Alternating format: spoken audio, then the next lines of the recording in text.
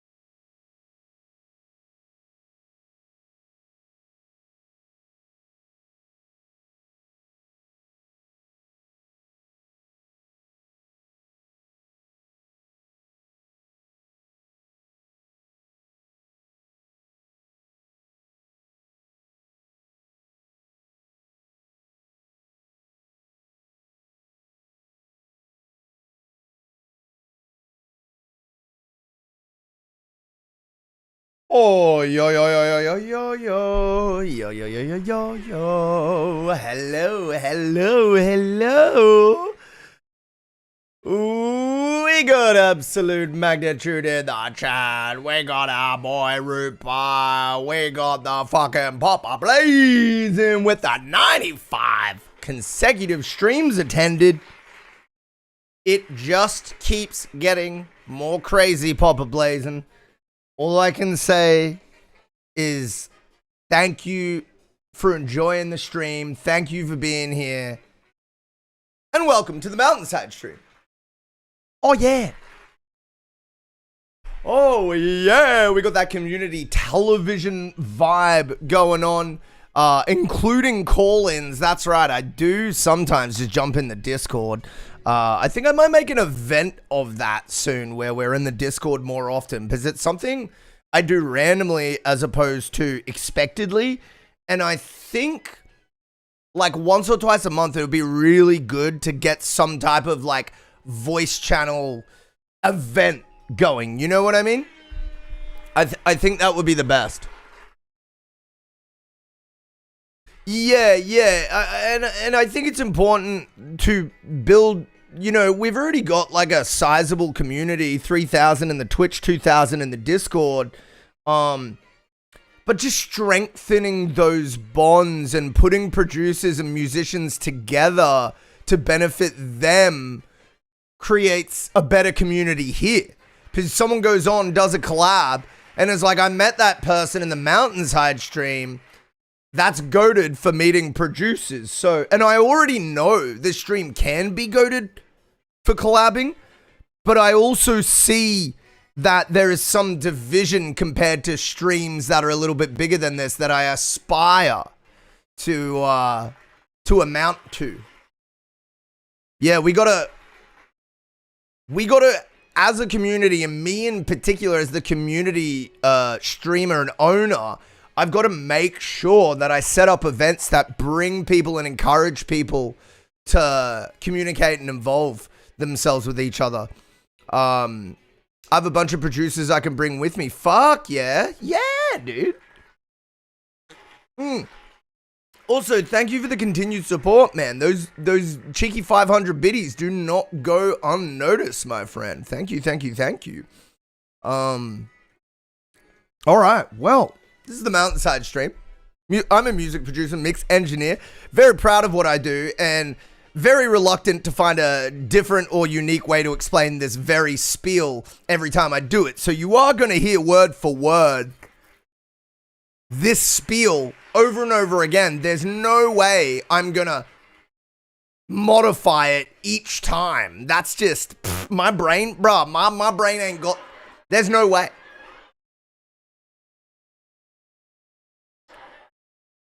There's no way at all. Also, let me chuck the laughter track on. There we go. Woo! We're back, baby.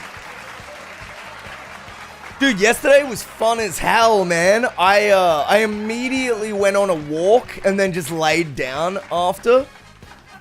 But bro, I had so much fun. The energy, I was flicking through the stream on my walk and I was like, it was pretty clear that I was uncomfortable because of my back.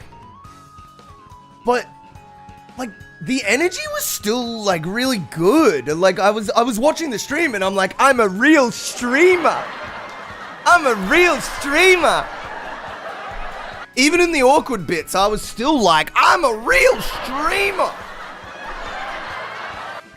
Anyways, I'm not gonna, like, the whole social proof thing is all out of whack. So, what awkward bits? Exactly. There was some jokes that I told that required a lot of silence. But I think they still went down all right, like, you know.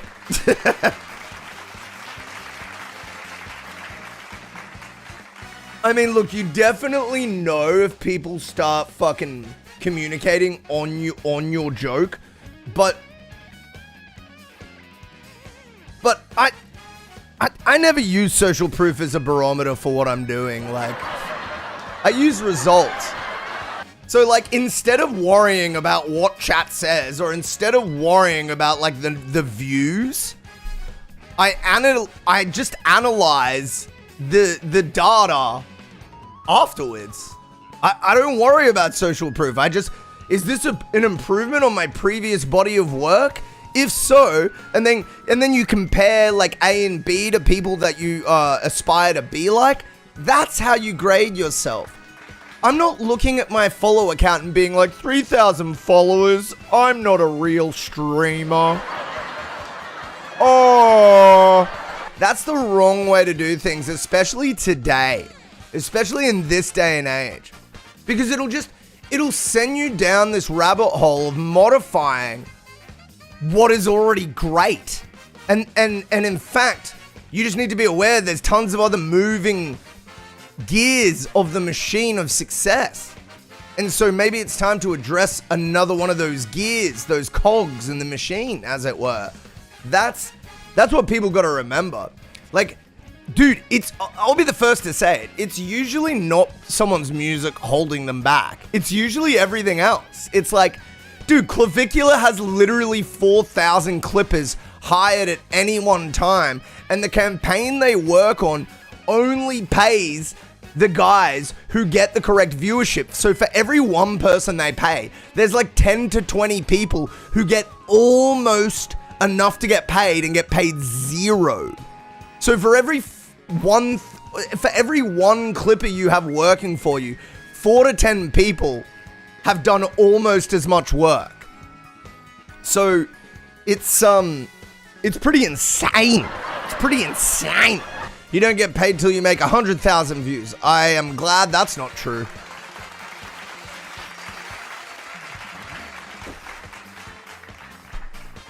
Yeah, it's actually fairly reasonable on YouTube compared to the rest of social media. So in Australia, Instagram and Meta were not able to make a deal that allowed them to pay creators in this country on the basis that they do in America or whatever. So I was getting 6 milli a month on 2 of the months. I got over 6 million engagement and or views, sorry. And that's double what is required on YouTube Shorts for monetization. Literally 200% of what is required. And they didn't pay me, and then they shadow banned me. Fuck them. Dude, it's just one rule for them. Anything goes for poor cunts. Like, that's... And I'm not even an unhappy person. It's more just like, that's blatantly unfair and, like, complete advantage taking. And like, oh, yeah, you should have... Dude, has anybody in, like, real life ever, for the past 20 years, said you should have read the contract? Because I think we're all in agreement that informed disclosure as a legal action is pretty broken and pretty like bullshit, right? Like lawyers will tell you to read the contract in the same way like a network engineer will tell you to set up your own home lab. Like, okay, dude. Okay. It's funny because it's true. It's like, yeah, okay, maybe everyone should have 2 hours spare a day to read the 75-page documents. But the reality is, it's knowledge that's gatekept. It's outside of what should be expected. And it's just aggravating, man. Contract law is a joke. Because you know what they do? They hire professional contract writers. They then hire litigators to push that contract through court and argue the state's restrictions on readable contracts. Those professional writers then push the contract wording to the very limit of what legislators will allow to be accepted as a contract in Australia, under the knowledge that this private entity will just take the state to court to again waste the state's money and waste state time. So there is not only like overarching gate-kept power and agency at the highest level that you could never amount to, but then the states are literally scared of billion-dollar companies' power to waste state money. This is why their hands are in each other's pockets, because the corporations have them by the balls. They write the documentation, the state says, sorry, it's not enough. They go, well, we'll take you to court if it's not enough, motherfucker. Then they go back, push it to its very limits, change a few words, take it back, and then the legislator goes, oh, I better accept the contract from Telstra, otherwise they'll take us to court and waste our time. And now everybody's looking at the contract like, that doesn't make sense. And then that same person doesn't understand anything in the contract, goes to court and gets had because they had the contract. This fucking, it's mind-blowing how fucking dumb it is. It's mind-blowing. And this is Australia, one of the places where we have some of the fairest Western laws. The safest, the fairest. Well, maybe not the fairest, but some of the safest. And it's like, it's just insanity. The problem is, man, you're gonna have to AI separate it from the music. And my vocal sample's gonna sound all tinny. That's my only issue. But I mean, yeah, go for it, man. Whatever. Wait, don't hate me if the song blows up and then I come for royalties, but yeah, go for it.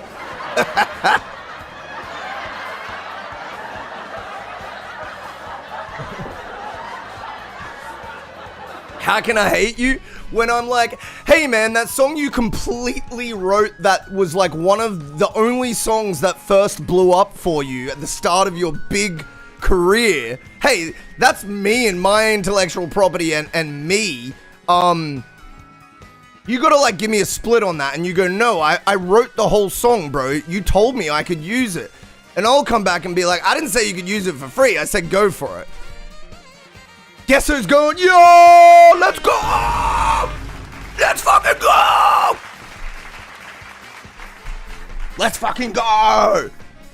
And get booed off the stage every single night opening for you because I'm playing ambient pop and acoustic indie folk and you're playing like D&B and like and like dub. Oh shit, okay, I'm front of house. I see, okay. I see. Alright, I'm hearing you. That sounds alright, that actually sounds alright. Yeah, I was wondering how our styles are gonna fit together. Our styles! Dude, it is hot in here. I need to turn a fan on. I'm fucking dying, bros. Oh.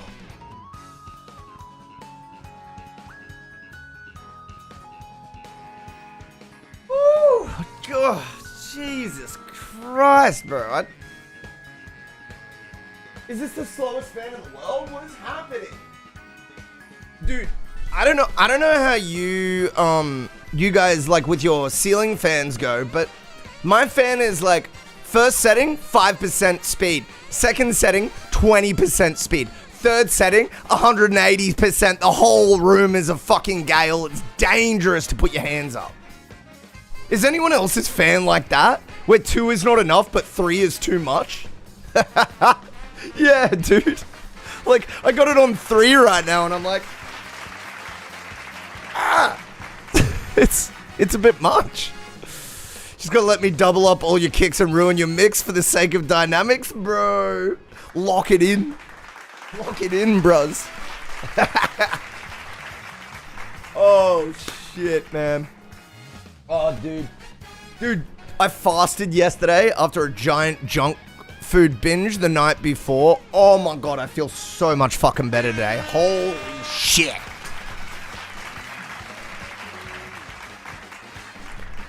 I ate a single chicken wing. I didn't fast technically. Also, I had a coffee, so I definitely didn't fast, but I only had about 100 calories or thereabouts. No, it would have been like 400 calories, actually. It would have been like 300-400. Because the coffee would straight up be like 200 cals. And then I'd say like 100 cals, 70 cals for the chicken wing. It was vibes though. I was happy with it. Dude, I figured out the best like poor person fucking like health food. And the only problem is it's full of microplastics. That's the only problem. So you buy a kilo of chicken drumsticks, only 7 AUD, so like $4.50 USD for a kilo of chicken drumsticks at the Aldi close to me. Then you buy $4 AUD, 500 gram vegetables frozen. That's microplastics because they're in the fucking bag. And that'd be like $2.20 USD or something. Or like $2.30 USD or something. Oh, the tasty part's real and true. What else? What else do you buy? And then you got $2 like Italian sauce, which lasts like tons of meals. And then you got cheap, like eight wraps for like $1.50 USD. So you can feed yourself for like a week off like $30 or something like that. But it's only that cheap if you're on a diet and you're only eating dinner at night. You know what I mean? In a few months, that's not going to work for me. I'm going to need more. Yo, Avia with the fofa. Hey, yo. Yo, what up, Avia? Thank you for the support, brother. How's your night been, man? As you know, it's fucking morning time for me. And I'm just doing the wake up and enjoy life thing. Well, I've been awake for a while. I've been awake since like 6:30. But dude, what you got for us today? What you bringing in? You're a man of many styles. What are we hearing today? Argent? Ooh, okay. Back to the homestead, as it were. Old Faithful. I wouldn't know. Wait, is it Five Nights at Freddy that you always do the melodies of? No, it's Undertale. Why do I get confused? Like, we went through this the other week. Like, they're just like stupidly connected because they came out at a similar time and a similar demographic is interested in them. Like, there's no real reason. I just re-explained it. I gave you the spark notes, bro, but we already went through this. It's because I'm the next generation, right? So I don't I'm not getting granular on these things.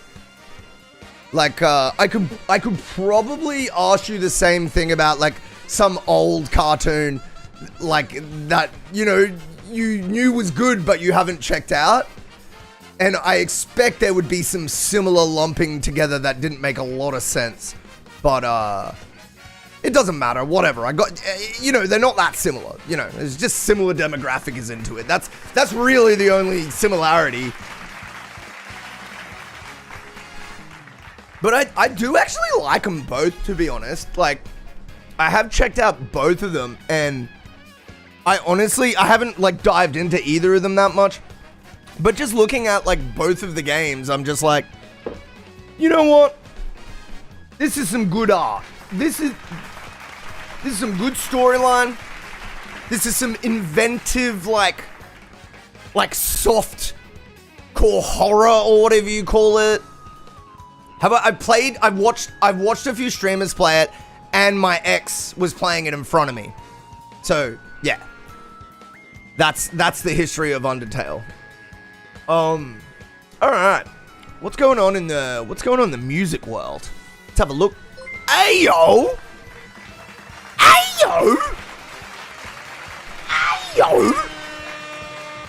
I just might, Avia. Absolute with the what? Yo, W on Absolute. Let's fucking go. Yo, what up, Spin? What up, Spin? Yo, GG's for yesterday, King. Sorry we missed you, man.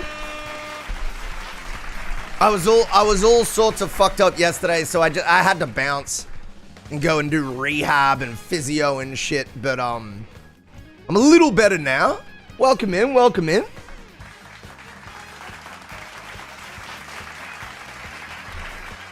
Deltarune?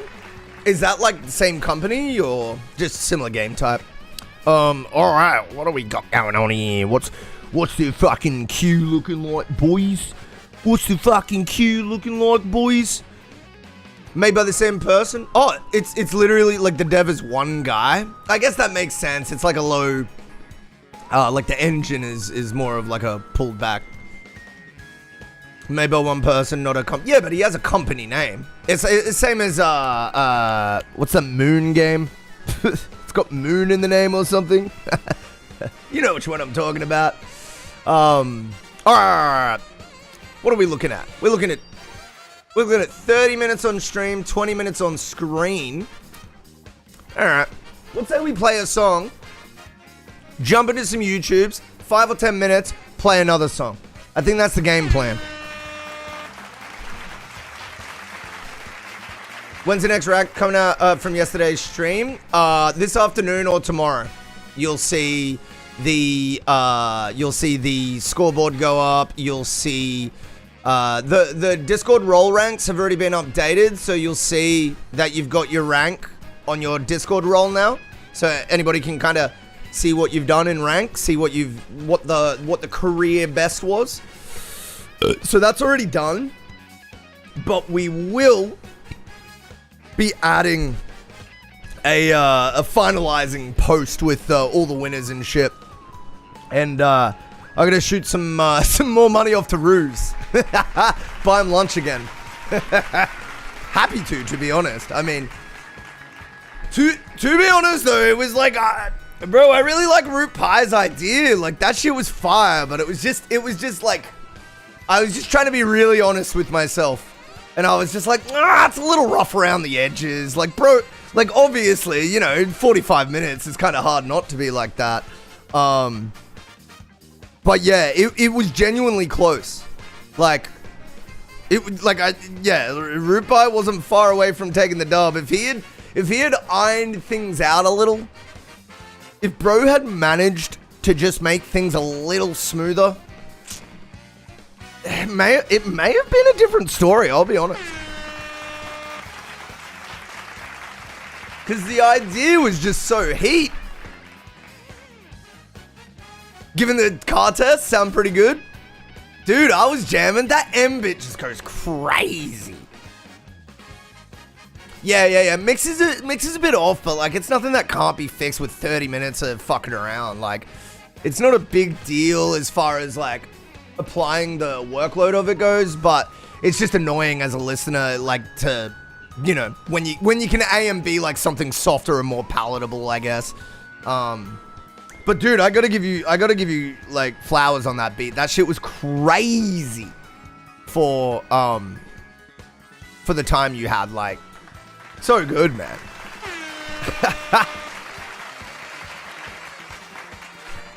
Tuned together in like 2 hours is 2-bit. Dude, yours had like a cool like trap feel to it that I really enjoyed. Yeah, if I remember correctly, the kick felt a bit like it was sticking out in an odd way, just a pinch. But it did have like a, especially at the end, like the way you built it up and the way it climaxed, I thought was really nice. It lost points for like, there was some sort of like it just didn't feel like fresh or vibrant to me as an idea. There was some amount of enjoyable quality, and I didn't mind your sample selection either. Like, they were quality samples, and the balance wasn't even bad either. But it was just, I don't know, something about the idea just didn't really resonate with me, you know, as a listener. Yeah. But again, I will give you, Spin, that it was fairly well balanced. And again, just a solid like build up, like the crescendo, the peak of everything. It was pretty good. It was pretty convincing there on like the way it built up. But man, look, we're all under a time crunch. So there was zero sort of thinking from me that this is what y'all are really like when you sit down, you know?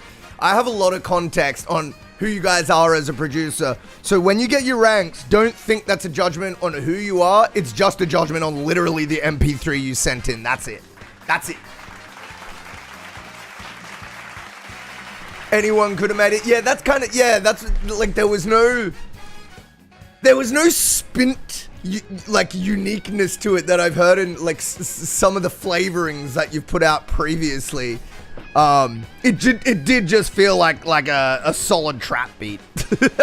All right, well, with that said, with that song battle recap,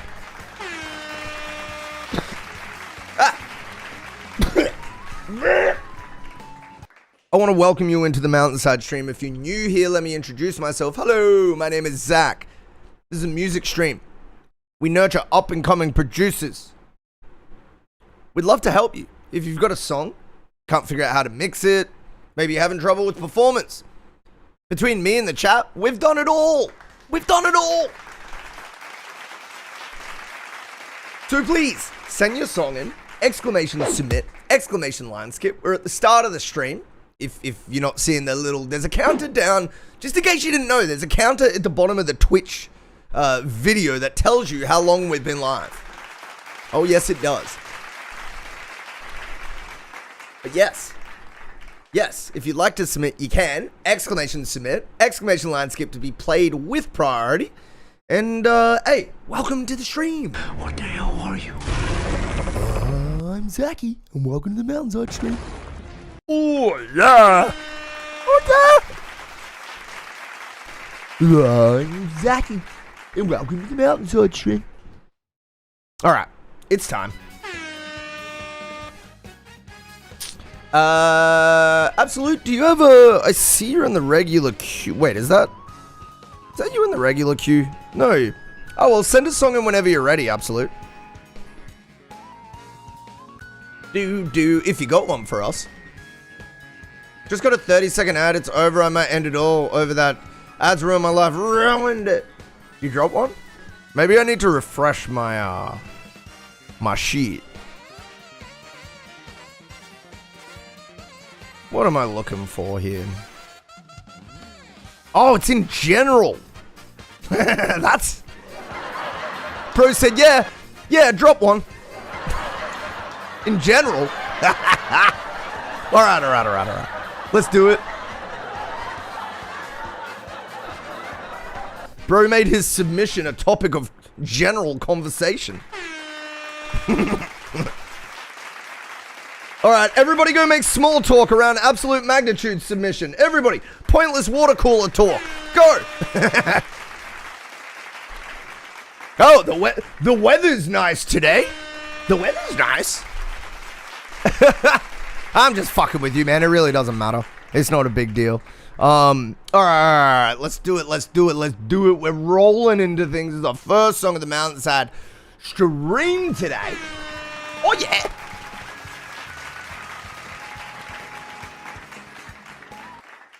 Or, yeah.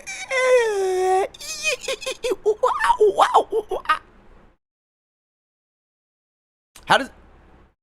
Oh, yeah, it's like that ooh, You know, that's actually a little challenging to do because of... Yesterday I was talking about falsetto and how, like, your screaming chords and your fry chords are often those falsetto chords. And that restriction is often the reason you rarely hear anyone doing melismo, that is vocal acrobatics, with a scream. So you never hear anyone being like,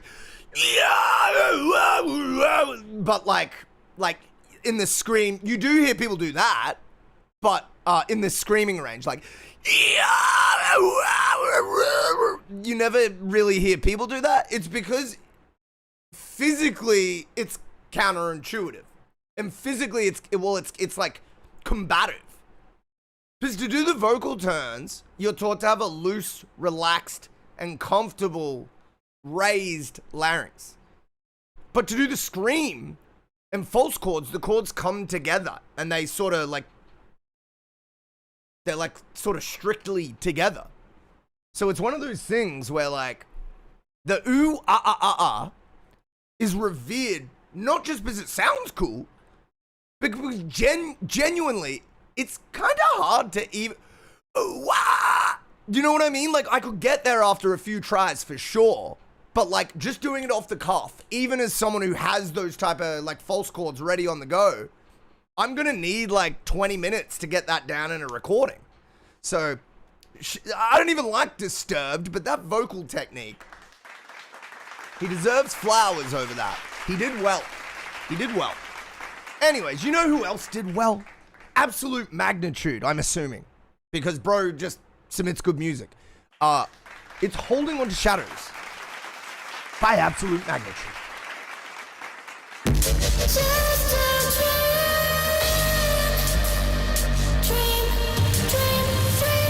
Oh my dear Lord.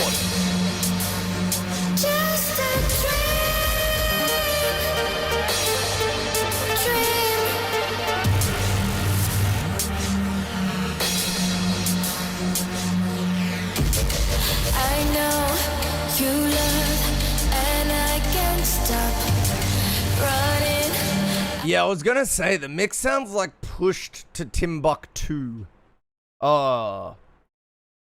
What's happening with your limiter? Or is it a clipper? It's just I can see a lot of transients, so I'm like, it's maybe not a limiter that's doing that. Is it? I don't know. What? A clipper that's doing that? What's doing that?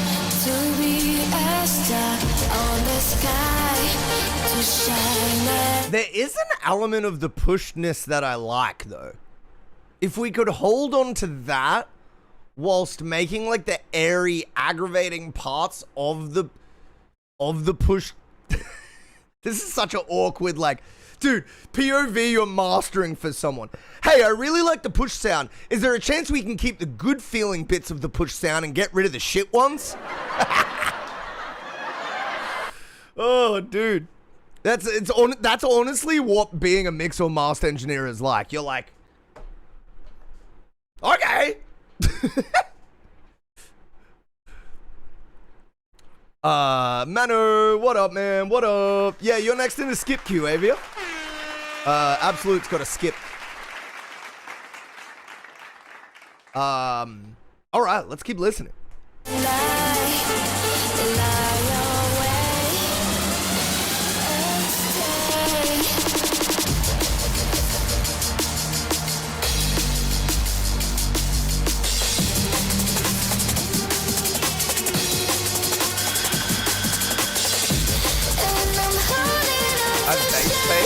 Oh, okay. Let me look that up.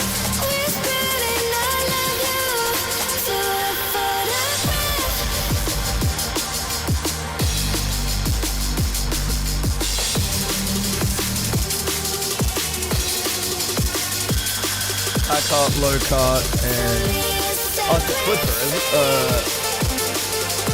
Multi-effect plugin.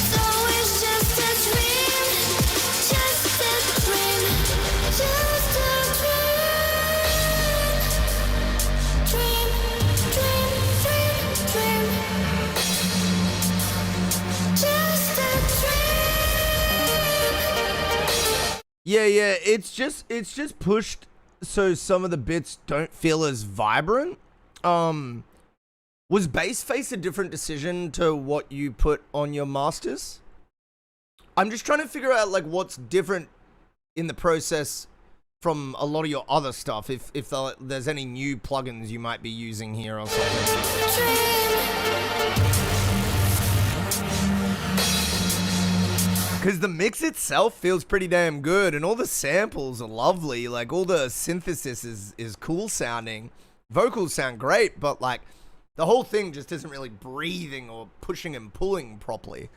I haven't used Bassface in a while? Gotcha. Well, maybe that's it. I mean, that's the awkward thing about, like, feedbacking, like, someone at your stage is I'm always getting to a point where I'm like, damn, I want to look at that session. I want to go through that session.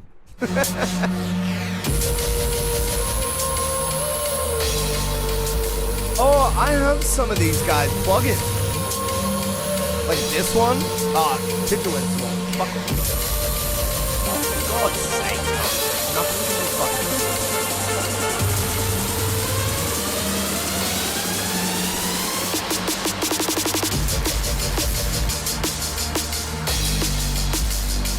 Yeah, yeah.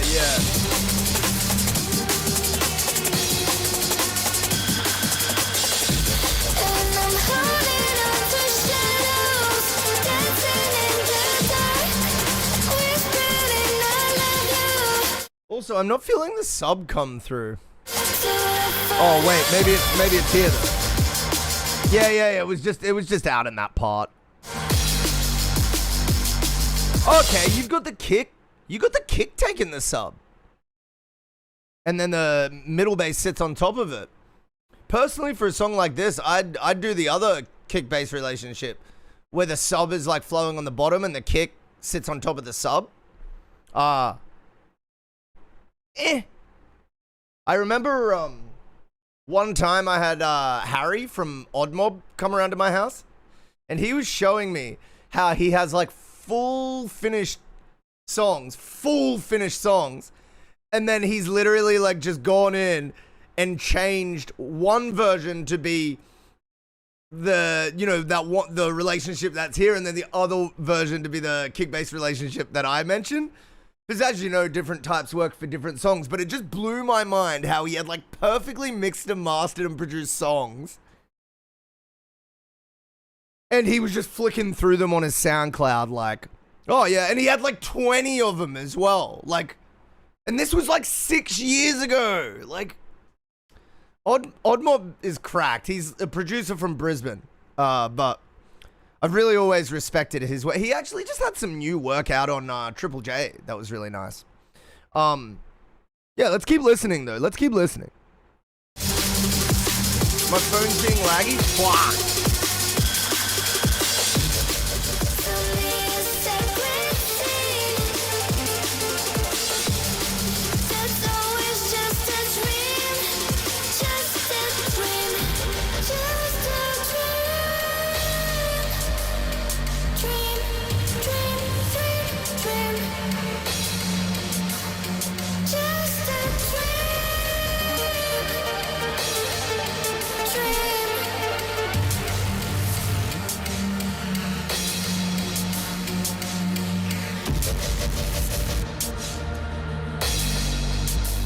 Yeah, look, this is good, man. I think just the two things you're going to be looking at is the push and pull of the master with the limiting / clipping / effects plugins. And then just experimenting, trying the other type of kick bass relationship where like there's a sub on the bottom guiding through the chorus. And the kick is a punchy low mid as opposed to low mid and low lows frequency space. Very good shit. Very good shit, man. The song just like the actual structure and the writing and the production and the synthesis in there, fucking mwah, really nice. Really nice. Probably like some other mix and master work that you've done better. But at the end of the day, that's what we're here for. We're here to work things out. Thank you for the submission, man. Really cool stuff. No problems, man. No problems, man. I hope to be a practical help. Digestible information. It helps me too as well because like, yeah, practicing, like actually being practically helpful helps me in my everyday life too, because I sort of mimic back that own attitude to myself a lot of the time. So y'all are helping me self-improve as I go. Hey, welcome to the MountainsHide stream. We got a little bit of Avia coming up shortly. Yo, this picture, man. That's a cool one. Yo, that's a cool one, man. What the hell? What the hell? Yo, who's that guy? There's a guy on Instagram, and he goes, what's his name, bro? What's his fucking name?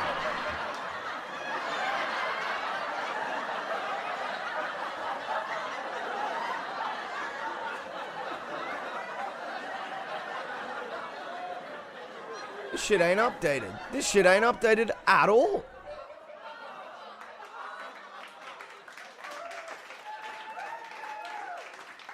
Why is this shit showing last Wednesday, dog? What? Oh, I'm in the wrong... Wait, no, I'm not in the wrong account. Wait, what? What the fuck? Alright, you know what? Fuck it. Fuck it, indeed. Bro, the worst. Just the worst, man. Just the worst. Alright, we're doing it. We're running it. Providence. Avia, let's go! Let's go!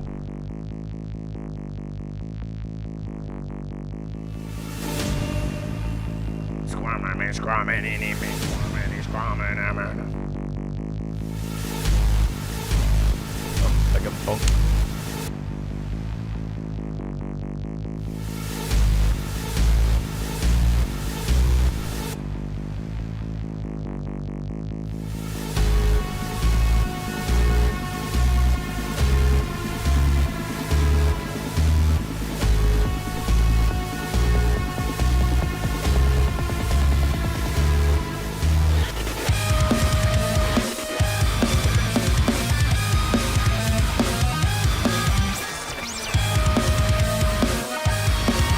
Dude, you know what I realized? If you just slow this down by like 50 BPM, it's like Degent / a Korn song.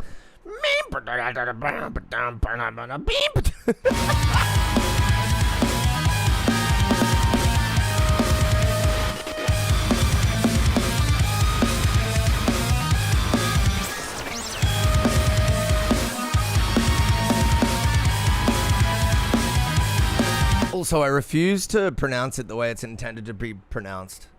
We truly just make things up these days. We just fuck it. Anything you think it's not gonna be, fuck you. It's gent.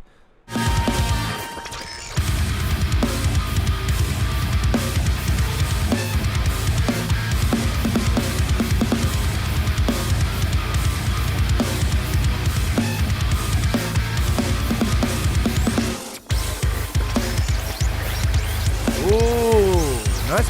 I like this bit. Is that just like a synth? That's like a weird DJ synth sound on the top there.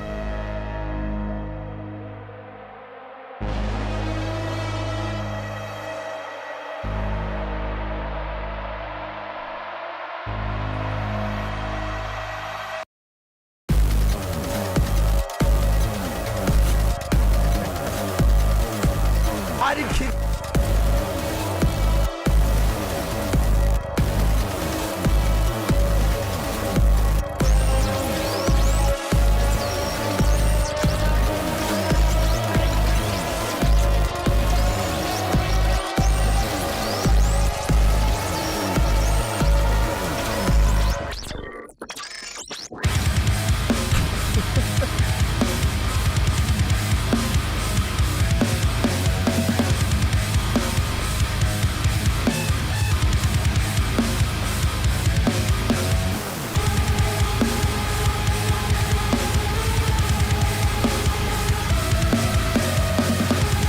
What synth do you use for that DJ sound?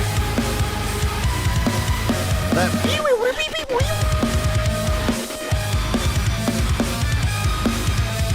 oh, serum? The answer to everything.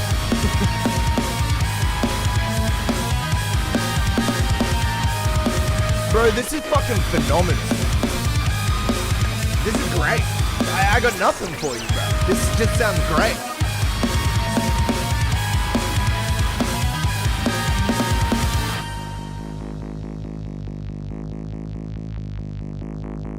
I'm according to.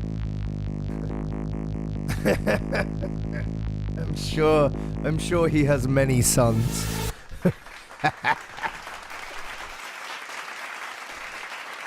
Dude, it's so funny to me that he lives in West End. Like, actually, wait, did he move to London? I don't know. Bro, this song is crazy though.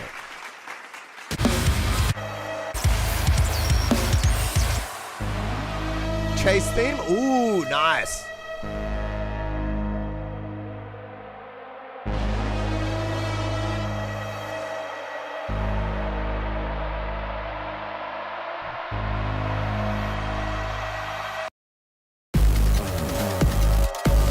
Bro, the verse writing is great. Like just the different variations you've introduced. I don't know. It would just. I think it would be, considering the intensity of the choruses and the complexity, it'd be really easy to slack off in the verses. But you don't. But you don't.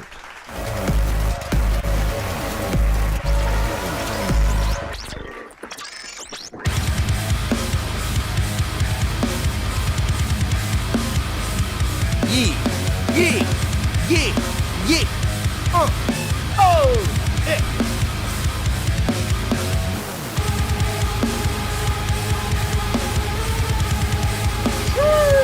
Yeah, I'm on board with this, man. I'm on board with this, baby. So why Mountainside? You hide in mountains? Everybody is hiding emotional mountains. They hide.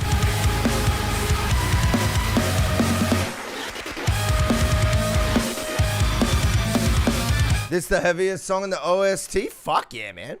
Fuck yeah. Let's go.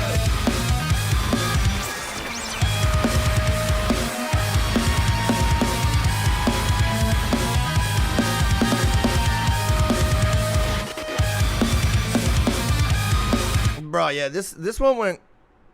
This one, not literally, yeah, yeah. It's I don't have a like a piece of cloth large enough to cover a mountain. I'm not sure I could hide it, physically. Welcome to the stream, Billy. I hope you're doing good, brother. I hope you're doing good.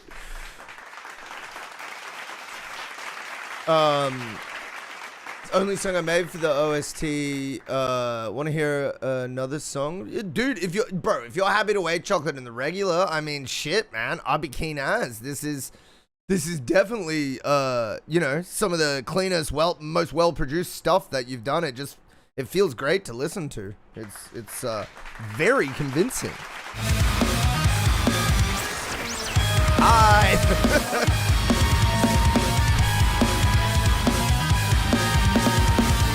Let's fucking go. Wrote a song previously. What you write, man? Was it like it's like EDM? It's like hip hop?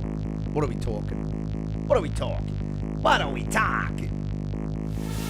Yeah, let's fucking go, man. Let's fucking go. Yo, Avia, put your URL in the chat. Let the people know where to locate your music. Special moment with my friends.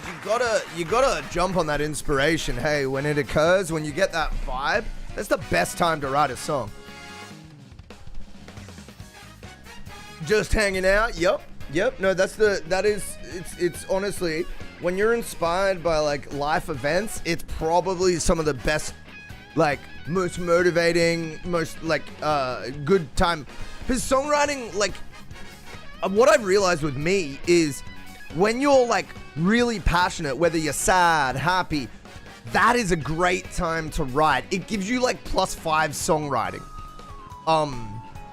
And now that's not to say you don't need to practice to get good at songwriting. Of course you do. But when you're impassioned, it gives you like that bonus. Yeah,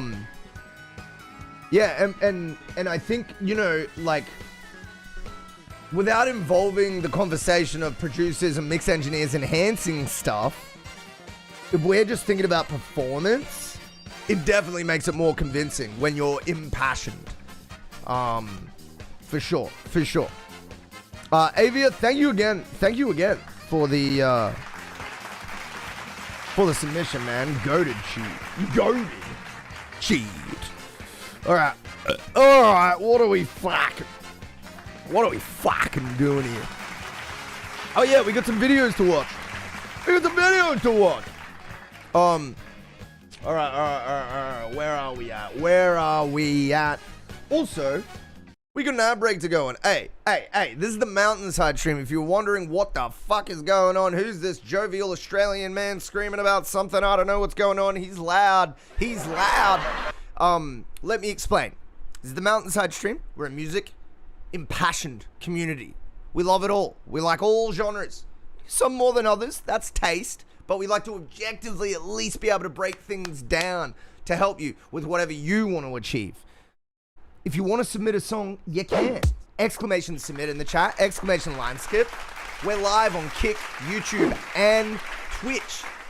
And all of the main commands work. So once more, if you want to check out the queue and put your song in, happy to hear your music. Exclamation submit, exclamation Lineskip are the commands. If you wondered why the fuck you should listen to me, well, first of all, that's an appeal to authority and a fallacy. You can make your own mind up on who you listen to.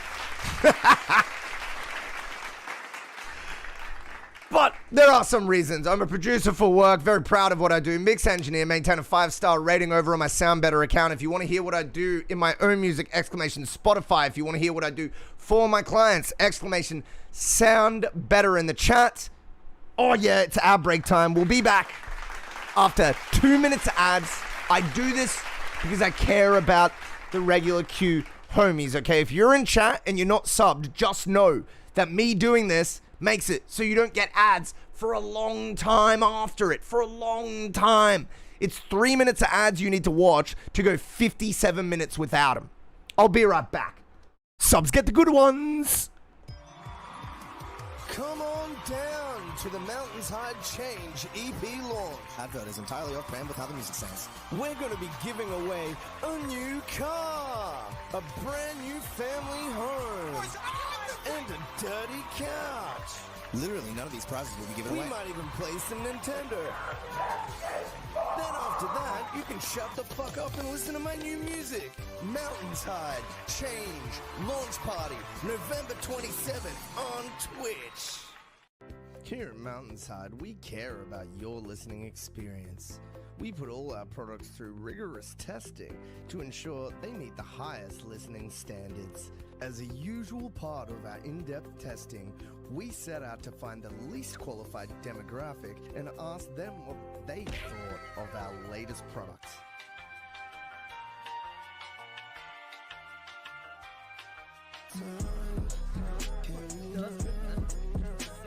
He's actually fucking.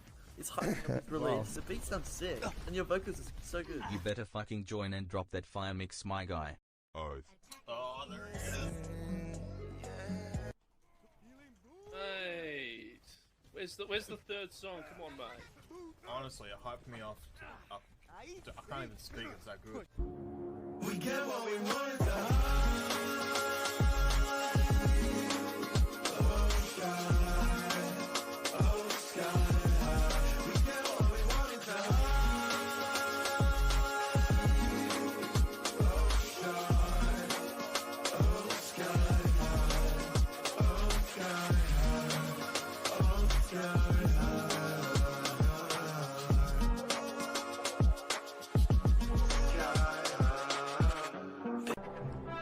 much anymore, and that was the best beat battle on Twitch, and now I'm stuck here. Just kidding. Love ya.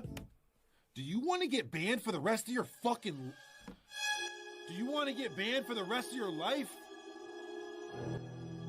It's not a funny joke. It's not a funny joke.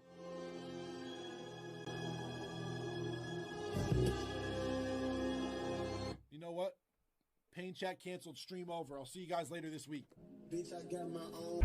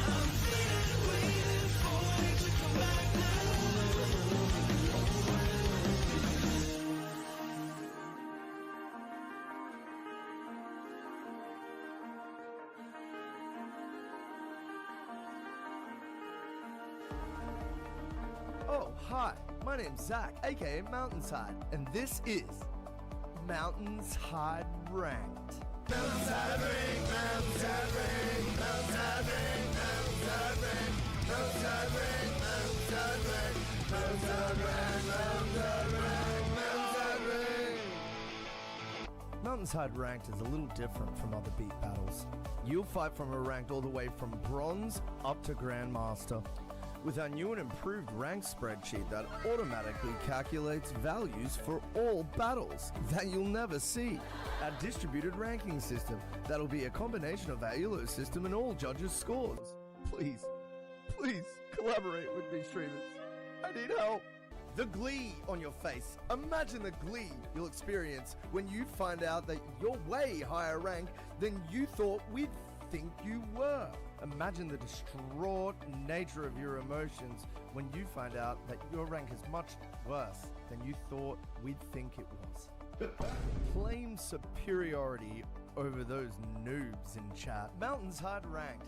Get ready to be absolutely furious, purely overjoyed, or just neutral. MountainsHide Ranked.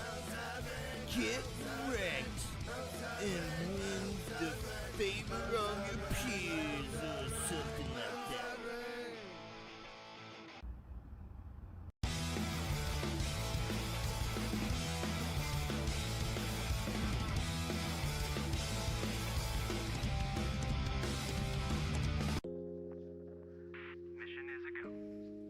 Have you been stuck in the regular queue on a feedback stream?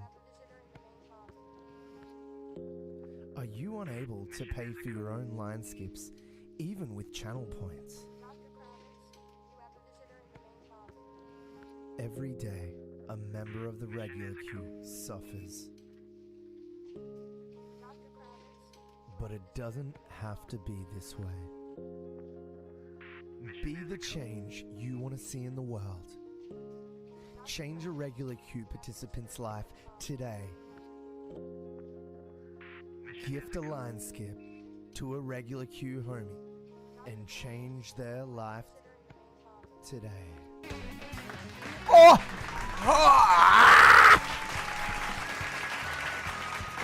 Yee-hoo-hoo!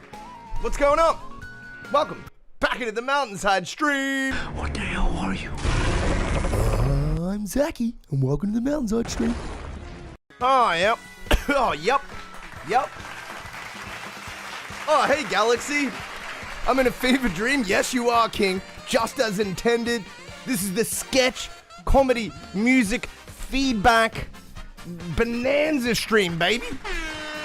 I make stupid-ass sketch comedy. First of all, I've been a class clown my whole life. Second of all, no other music feedback streamer and or streamer that does music productions is doing music-based sketch comedy. The intersection is my branding. So that's why you saw those ridiculous videos, and I hope at least you got confused in a humorous way. In a humorous way is what I would hope. But if you were thoroughly disappointed and confused, you know what? You're entitled to your opinion. I won't hate you for it.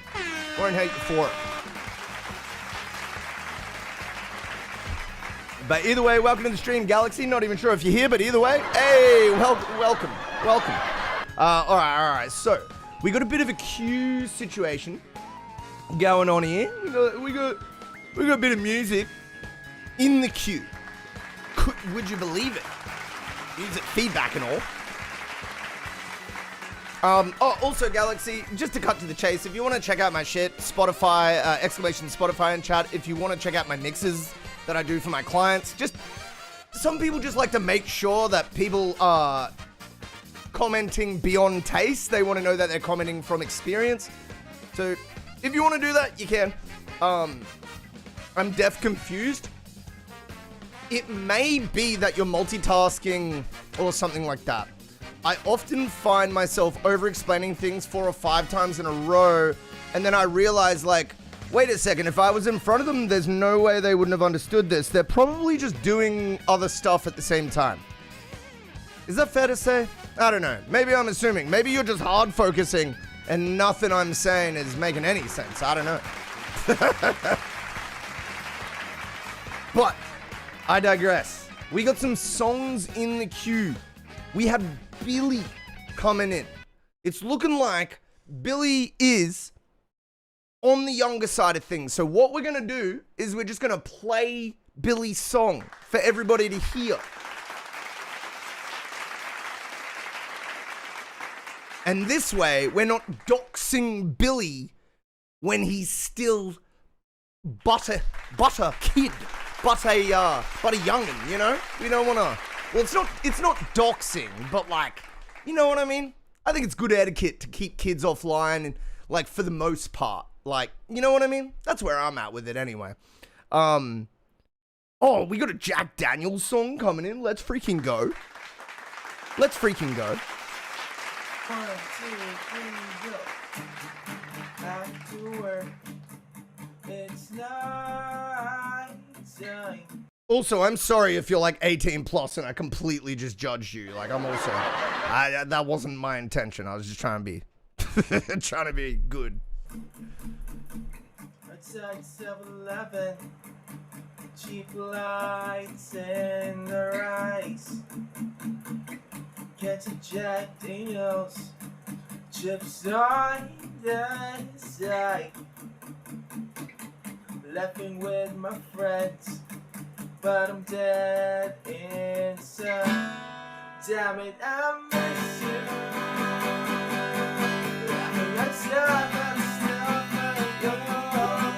Yo, thank you for the 10 biddies, Galaxy.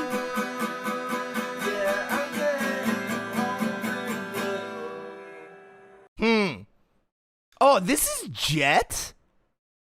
Bill, bro, I didn't realize you were I Am Jet. You've been coming in here for a while, bro.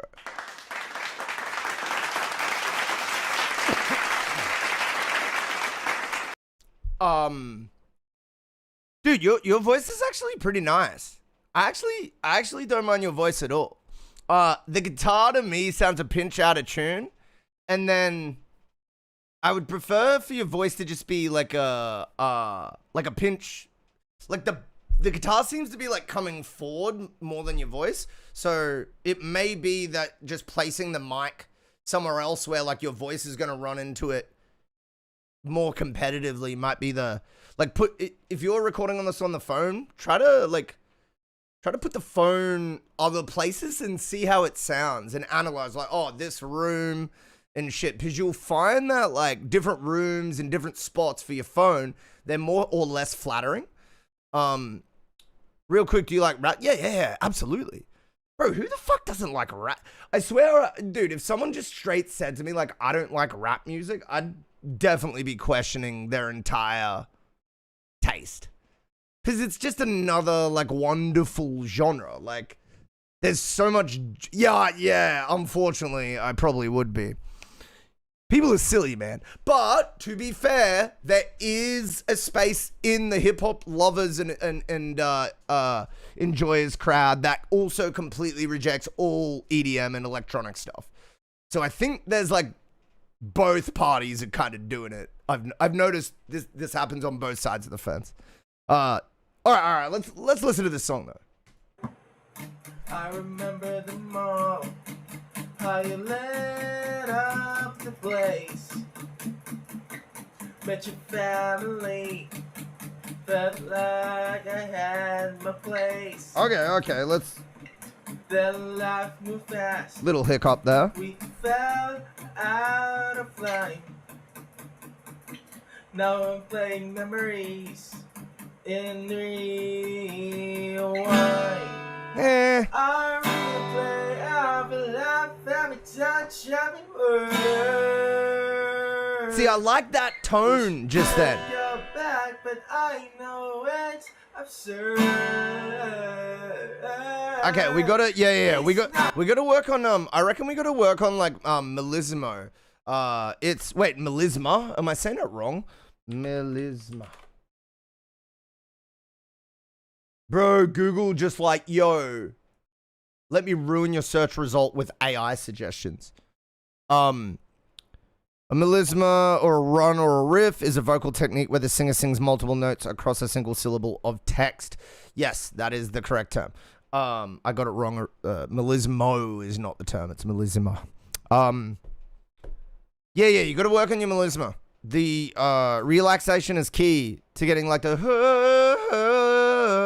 like to getting the step downs clean. I feel empty despise doesn't heal. All this love suffice the way that I feel. Damn it, That was good. That was good. That was good.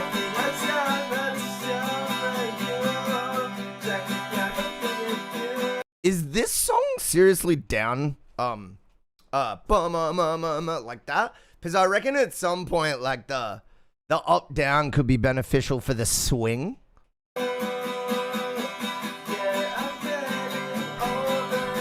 Yes, I'm well aware it's you, Billy. I've been giving you feedback for the past 3 minutes.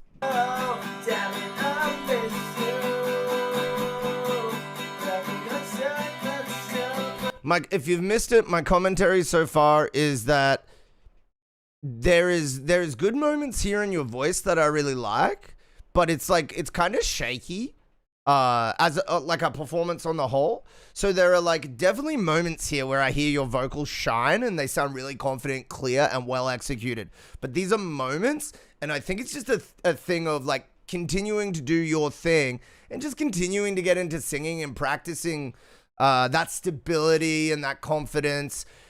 Again, there are moments here that I really like, but the whole thing just isn't speaking to me. And yeah, I think it's because of the shaky in moments, like vocal performance. You're not like off key or anything. Like you're mostly on key. Like there are a few like small pitch issues, but everything is mostly fine with the pitch. It's more like the difference between going like and I need a drink of water before I do this. Wait up.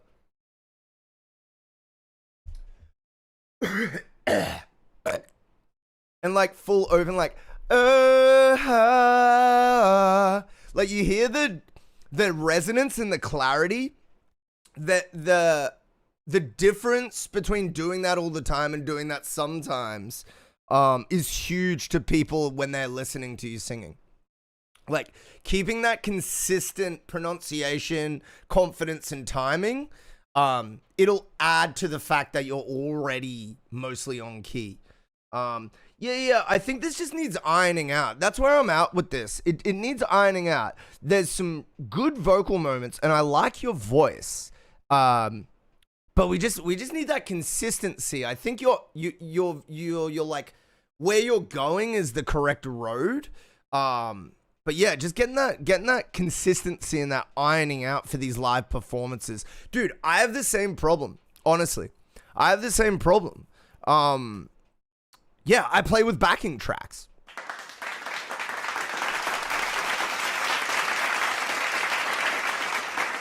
I will literally play with like a complete synth and drums behind me, and when I sing live, I'm going through an effects chain.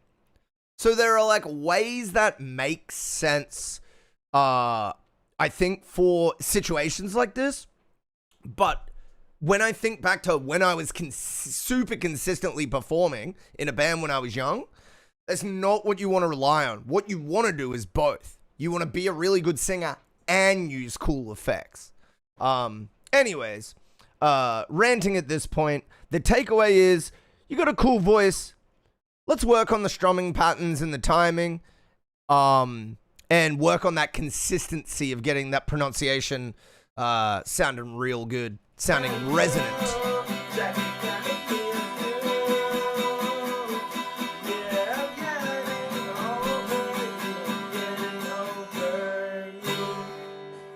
Ayo, thank you for the submission. Thank you for the submission, as always, Jet. Appreciate it. All right. What are we looking at here, man? As I said earlier, I wanted to run a YouTube vid I do have to at some point get fucking content. Boom, bang, now. Ooh, bubble, bubble. Thoughts on the story? What do you mean, the lyrics? Like, specifically?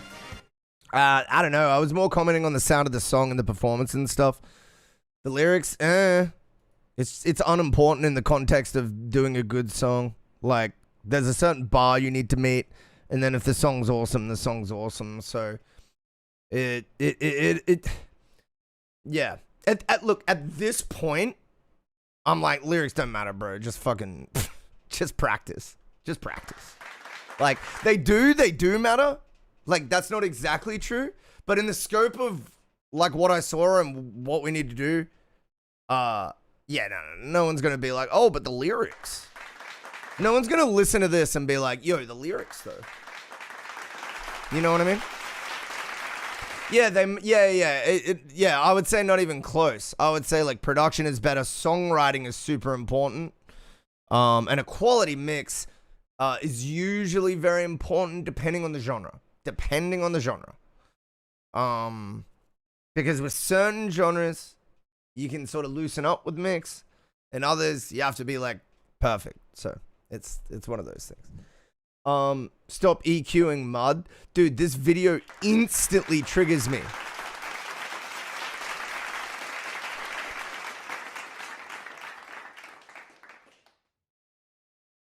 Bro said stop EQing mud, and I'm instantly triggered.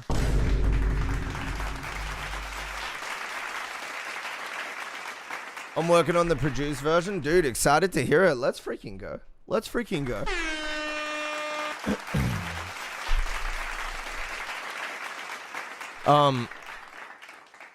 EQing mud. Yeah, like, it's...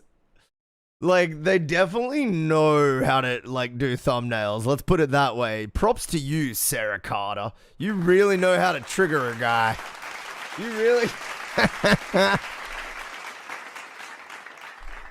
I'm fucking pissed. I haven't even fucking seen it. I'm sure they're nice as fuck as well. I'm sure that, like, you watch the video, they're the nicest, most reasonable, kind-hearted, understanding individual. That's always what you get with this shit.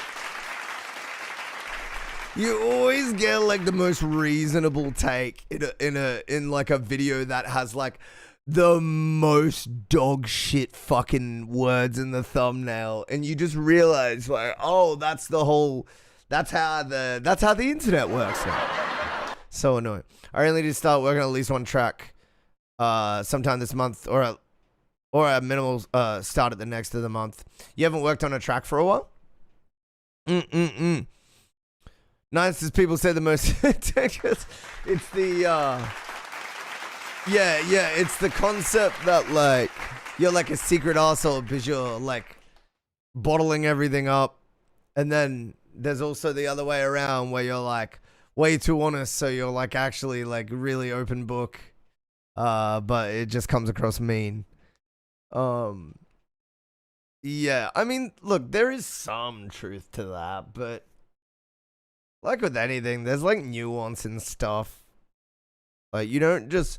These are ideas, but, like, you gotta analyze people individually. You can't, yeah, you kind of, like, with most, like, opinions, obviously there are some where you can, but with most opinions, you gotta at least treat them as an individual. Not since I dropped the album. Gotcha. All right. You know what? Sarah might have earned my watch. Let's see what this video is all about. Have you ever found yourself spending ages... Why? Dude, what? Yo, screen share said, I quit. What? Is this my fault? That's my fault. You know what? That's my fault. I'm not even going to beef. That's my fault. Have you ever found yourself spending ages with EQ, trying to fix a muddy mix, only to find it hasn't really helped at all? Sometimes you can only do so much with EQ. So here are 4 ways to deal with mud when EQ can't fix it on its own. 2 need no plugins at all, and 1 that's probably been hiding in your mix without you even realising. When I look at student sessions, one of the most common things that I see is a mix where everything is sort of left and sort of right. Guitars at 9 and 3 o'clock, backing vocals sitting just off centre. Dude, so she's right, but when it gets to certain small items, for example, like a verse moment or like a vocal throw in a chorus, like effects moments, these are moments where you can splash out and like partially ignore these norms because it's a production effects songwriting moment. So although I agree with her in a general sense where vocals like generally should be XYZ positions for XYZ song idea or whatever, like there are definitely exceptions to this rule that I use. And also I've gone straight against it in Wasted Touch, my most listened to and enjoyed song. If you listen to the vocals, they lean left. I did it on purpose. I didn't like them balanced. They sounded worse balanced. Exactly balanced. They're like 20% left. Why? It's fucking art. It sounds better. So I'll always say this, but there are exceptions to every rule. It's just the more you know the rules, the more specifically and at a higher level you can break them. With everything overlapping in the same general middle area of the stereo field. Then they'll tell me their low end sounded muddy, so they've gone to their guitar tracks and high-passed them all to create some clarity. And it works. But now the guitars sound thin. The low end that gave them that energy and power is... Well, the solution to that is they've gone too hard on the EQing. And they've low cut it. Yeah, she said high pass. Yeah, that's a low cut. And see, I don't find pass a intuitive phrasing. I just don't. I think it's awful. I think it's awful. So I always use low cut, high cut because it's way easier to understand. Anyways,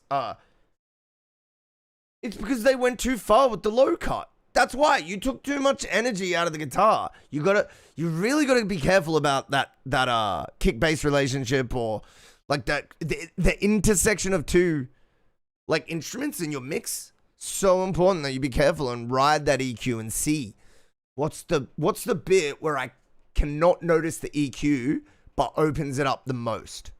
That is the specific question you should ask yourself every time you're creating a separation in a relationship to clarify the instruments in a mix better.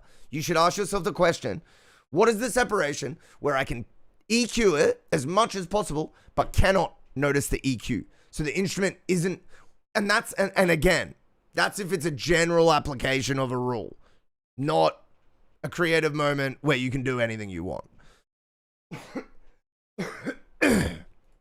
Gone. They used EQ to fix a problem that wasn't really an EQ problem. Before you EQ anything, check whether your stereo placement is what's forcing your instruments to fight. True. Think of the mix like a series of buckets, one for each part of the frequency spectrum. A balanced mix has each bucket filled evenly. The problem starts when too much gets poured into any one of those buckets. The low end can only hold so much before it overflows and muddies everything around it. Stereo rhythm guitars panned close to centre are pouring into the same bucket as the bass. The more instruments competing in that same space, the faster it fills up and the sooner it overflows. By pushing the guitars wider, you're not removing their low mid energy. You're giving your ears enough separation to hear the guitar and the bass as two distinct sources. Stereo they stop field competing, utilization. and the bass becomes clearer without even touching EQ. So use the full panning range. If you're This is why I often speak about the theoretical like hearing arc that we have, because it's a really helpful way to help you understand that we hear in like cones, sort of. Humans hear in imperfect cones, and as such, that's how you think about your stereo mix. So, it gets more complicated with 5.1 and like all that surround and 360 Dolby did all that crap, because then it's like a 360 thing. But yeah, the point is it's helpful to think about stereo image and stereo mixes in that way, because then you can just be like, oh, well, the bass is here, right? The low sub bass is here, and then the kick is here, okay, and then the guitars are like here, and then like when the synth occasionally comes in the chorus, it's like here. You know what I mean? And so you have that cone to sort of reference and yeah, I don't know. That visualization, it really helped me understand what I was doing in a mix. You're only working with 2/3 of it, you're leaving space on the table. Not everything needs to be panned hard left or hard right, but stop living at that 9 and 3 o'clock default. Yep. This is one of the first things I check in a dense mix because it costs nothing and the result is instant. Yep. A good way to test it is to push those rhythm guitars out to around 80 to 100% left and right. Yep. And just listen to what happens to the bass. Just fucking... If it clears up, you found your problem.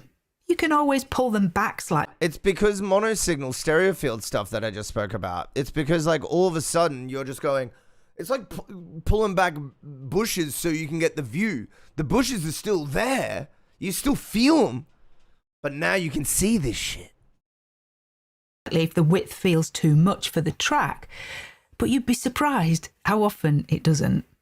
Committing to your pan position costs nothing and takes 30 seconds. Dude, cost nothing is crazy. Cost nothing? Yeah, the whole thing is just like me fucking around with a song. What do you mean it costs nothing? Like, I know she means it's relatively low effort. I get that. This is not a great way of saying it to me. Next is where it gets interesting, because if the bass is still muddy, I'm not usually reaching for an EQ. Yeah. Here's something that happens with bass guitar recordings. Certain notes can bloom. They swell up in a way other notes don't. It's resonance. Whenever that note hits, the low end jumps and pushes everything else out of the way. And in a busy arrangement, those pockets of uncontrolled low-mid energy create mud exactly where you don't want it. Yeah, compressor. Your decision is to reach for EQ and pull down those frequencies. And that will work, but it will also pull them down on every note. Yeah, you compress it to even out the sound. You can manually volume it. You can dynamically EQ it so it only occurs. You could even put the note on a different track and EQ it separately and leave the same EQ on the initial track. There's a few solutions to this. All the way through the song. So you lose the fullness of the bass on all the notes that were behaving perfectly well, just to control the ones that weren't. This blooming occurs across a broad low-mid region. So for that reason, I'll reach for a multi-band compressor. You set the band range. Yeah, multi-band compression is definitely a good solution. And it's similar to the dynamic EQ mention. Let it work and hear the results straight away without having to hunt for a specific frequency first. And that's one less decision to second guess. Let me show you how I did that on a recent mix to control muddy build-up. Not only on the bass guitar, but on guitars too. Listen to this bass and see if you can hear. I will say that is something I see like really talented engineers do quite often, is they'll get through the mix, they'll have their comp, they'll have their... Oh, she used an auto align, let's go. She has Soothe. She has an EQ. Is that EQ 606? Is that just a 8-band EQ, 3-band EQ, 6-band EQ, something? But where is... This is the bass. Where's a multiband? How notes are... some notes appear louder than others, and there's blooming out of this verse. I've muted the vocals so we can just concentrate on the instrumentation.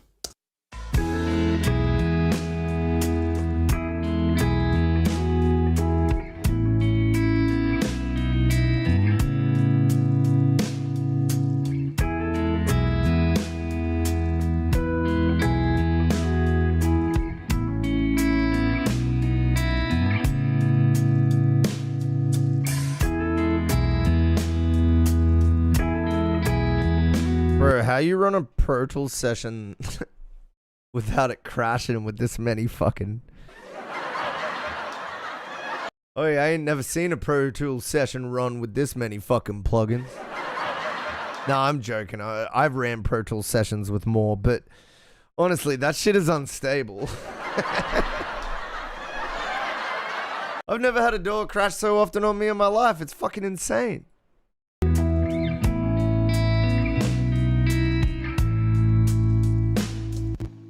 So some notes sound louder than others, particularly the held notes, and that's giving this we get a couple of mud. Where?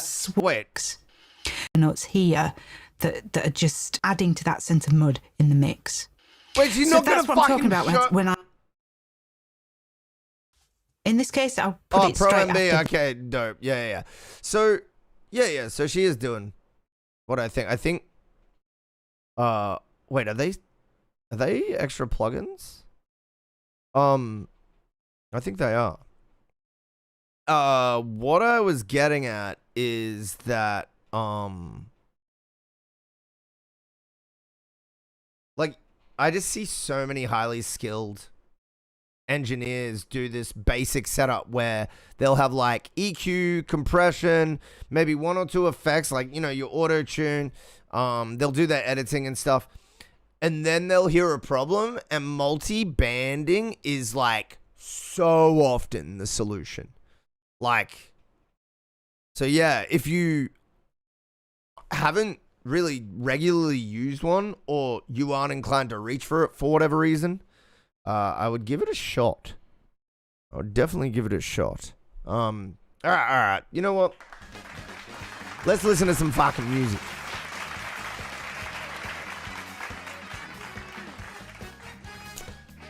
Where are we? You fucking bam. All right, Galaxy. Angry Man. What is this, bro? What are we...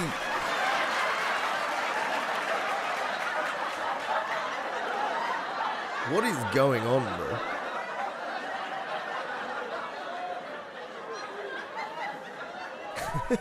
What is happening? Why do we have this let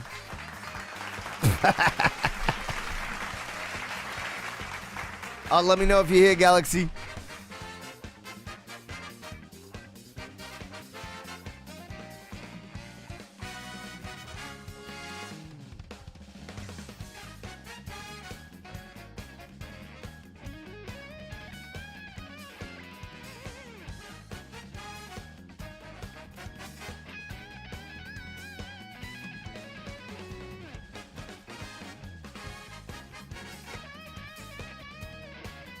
Nope. All right.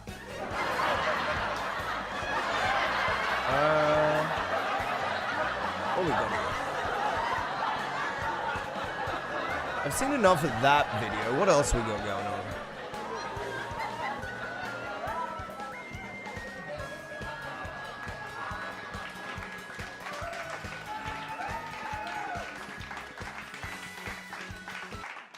All right, let me see what we got going on here. Oh, wait, I don't think I have, like, the other window.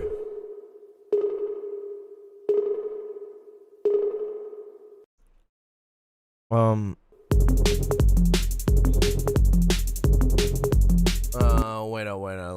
Let me bring up the other bloody...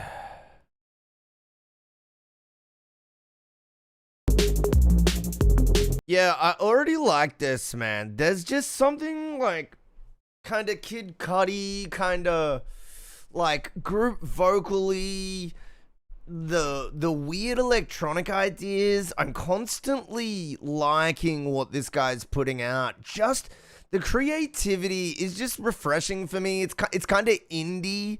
It's kind of like it's not specifically dancey, but it's got a good energy to it. Like you could dance to it, but yeah, I feel like that's not the obvious decision, but it's definitely, I don't know, man. If y'all don't know this guy, Genesis Owusu, I'm a fan. I haven't even heard this song, by the way. Interesting is that mix on like how it goes dry here?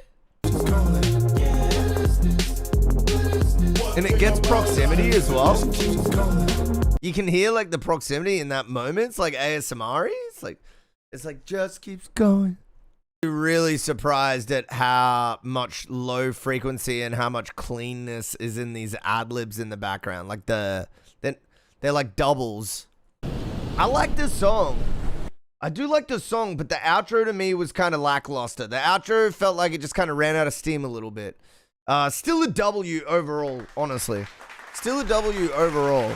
Genesis Owusu, let's freaking go. Let's freaking go.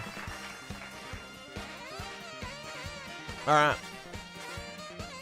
There was a video here that I wanted to watch from... Who is it, though? Who is it? That is the real question. Where is it? Maybe that's the real question.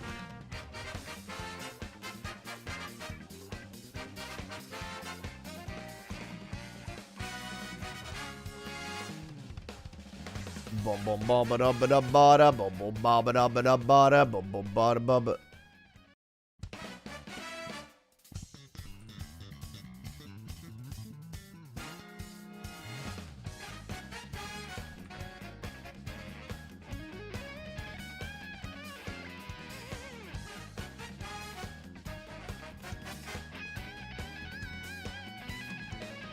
Hi, I'm a multiple Grammy Award winning artist with multiple number ones and multiple platinum plaques, soon to be diamond plaque.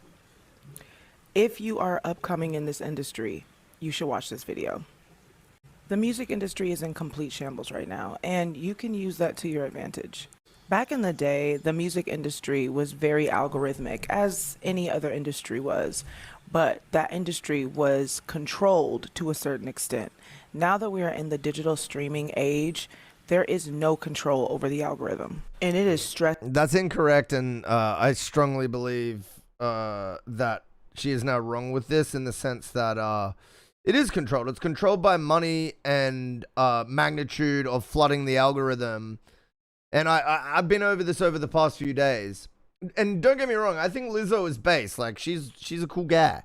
But yeah, no. Like it is absolutely controlled by like venture capital, like many things are. Yeah, provably.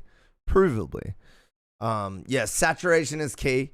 And what you do is you just put out huge campaigns to high. I mean, you know what?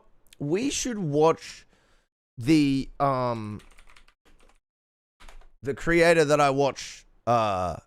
What's his fucking name? Fuck. I can't remember his name, but there's way too many people in the space too. Fuck. And do you know what I hate? Like, they have so much info that they can like give you whatever it is you've been talking about 20 minutes ago. But when you want to know something, like when you're in this frame of mind and you're like, yo, I need to find this guy. Yo, the algorithm's not helping you at that point. They're not helping you when you need it. They're helping you to what they need you to watch to stay hooked. So it's never a suggestion on the practicality purely of you. Very aggravating. Where is this guy? I really want to find him now though.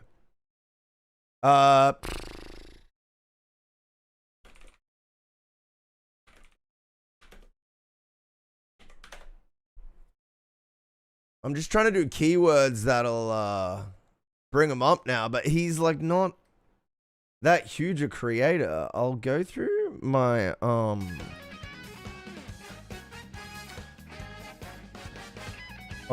subscription list. Surely I'll recognize his name.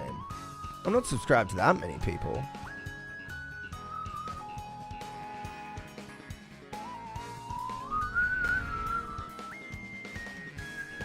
Yo, welcome to the Mountainside stream. Yo, get your songs in. If you do want me to listen to your track, not too much in the queue today. You can chuck it in there if you would like. Won't be here forever. Both in the long term or in the short term. I do have a few things to get off and do today. Demo I heard about a year and a half ago. Let's go. Writing wise done. Need to retrack. Oh, gotcha. Nice work, dude. How you been, brother? How you been? Is that sitting in the queue for me, is it?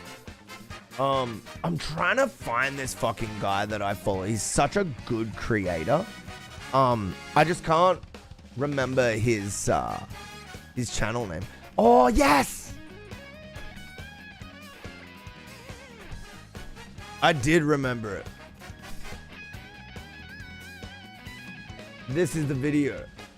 I'm gonna pee quickly. And then we're gonna run up. Your song? Yeah, I see it. Dude, I may remember it. Like, music's one of the few things my memory does work at a high level for.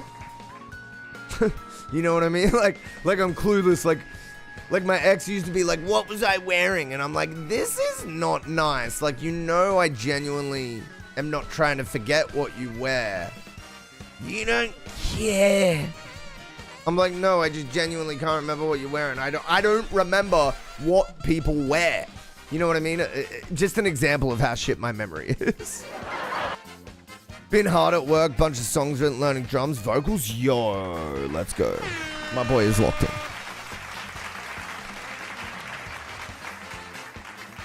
All right. What we're gonna do is we're gonna short 2-minute ad break. I'm gonna run this while I'm away, and then when we come back, we're listening to the Thrash Cave. The Thrash Cave. The Thrash Cave.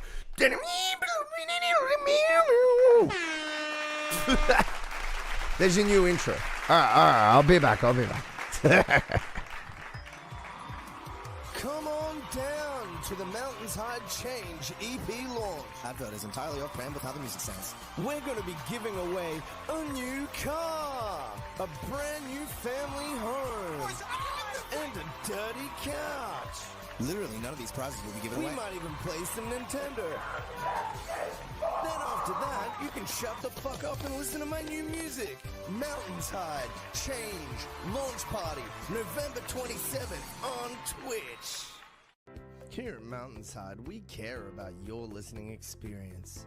We put all our products through rigorous testing to ensure they meet the highest listening standards.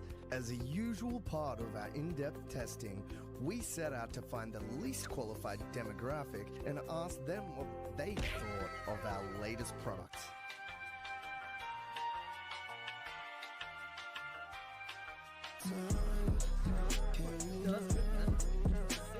He's actually fucking... It's hype. It's released. The beat sounds sick. And your vocals is so good. You better fucking join and drop that fire mix, my guy. Oh, there he is. Hey, where's the third song? Come on, mate. Honestly, it hyped me off. I can't even speak. It's that good. We get what we wanted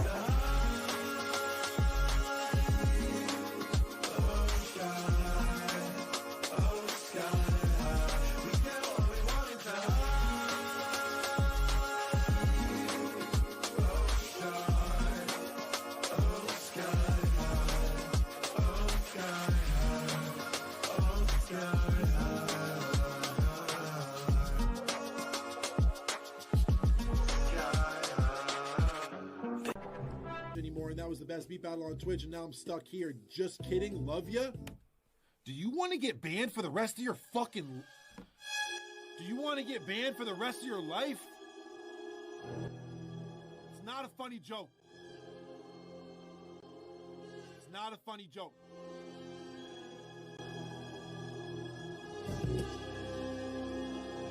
You know what? Pain chat canceled, stream over. I'll see you guys later this week. Bitch, I got my own.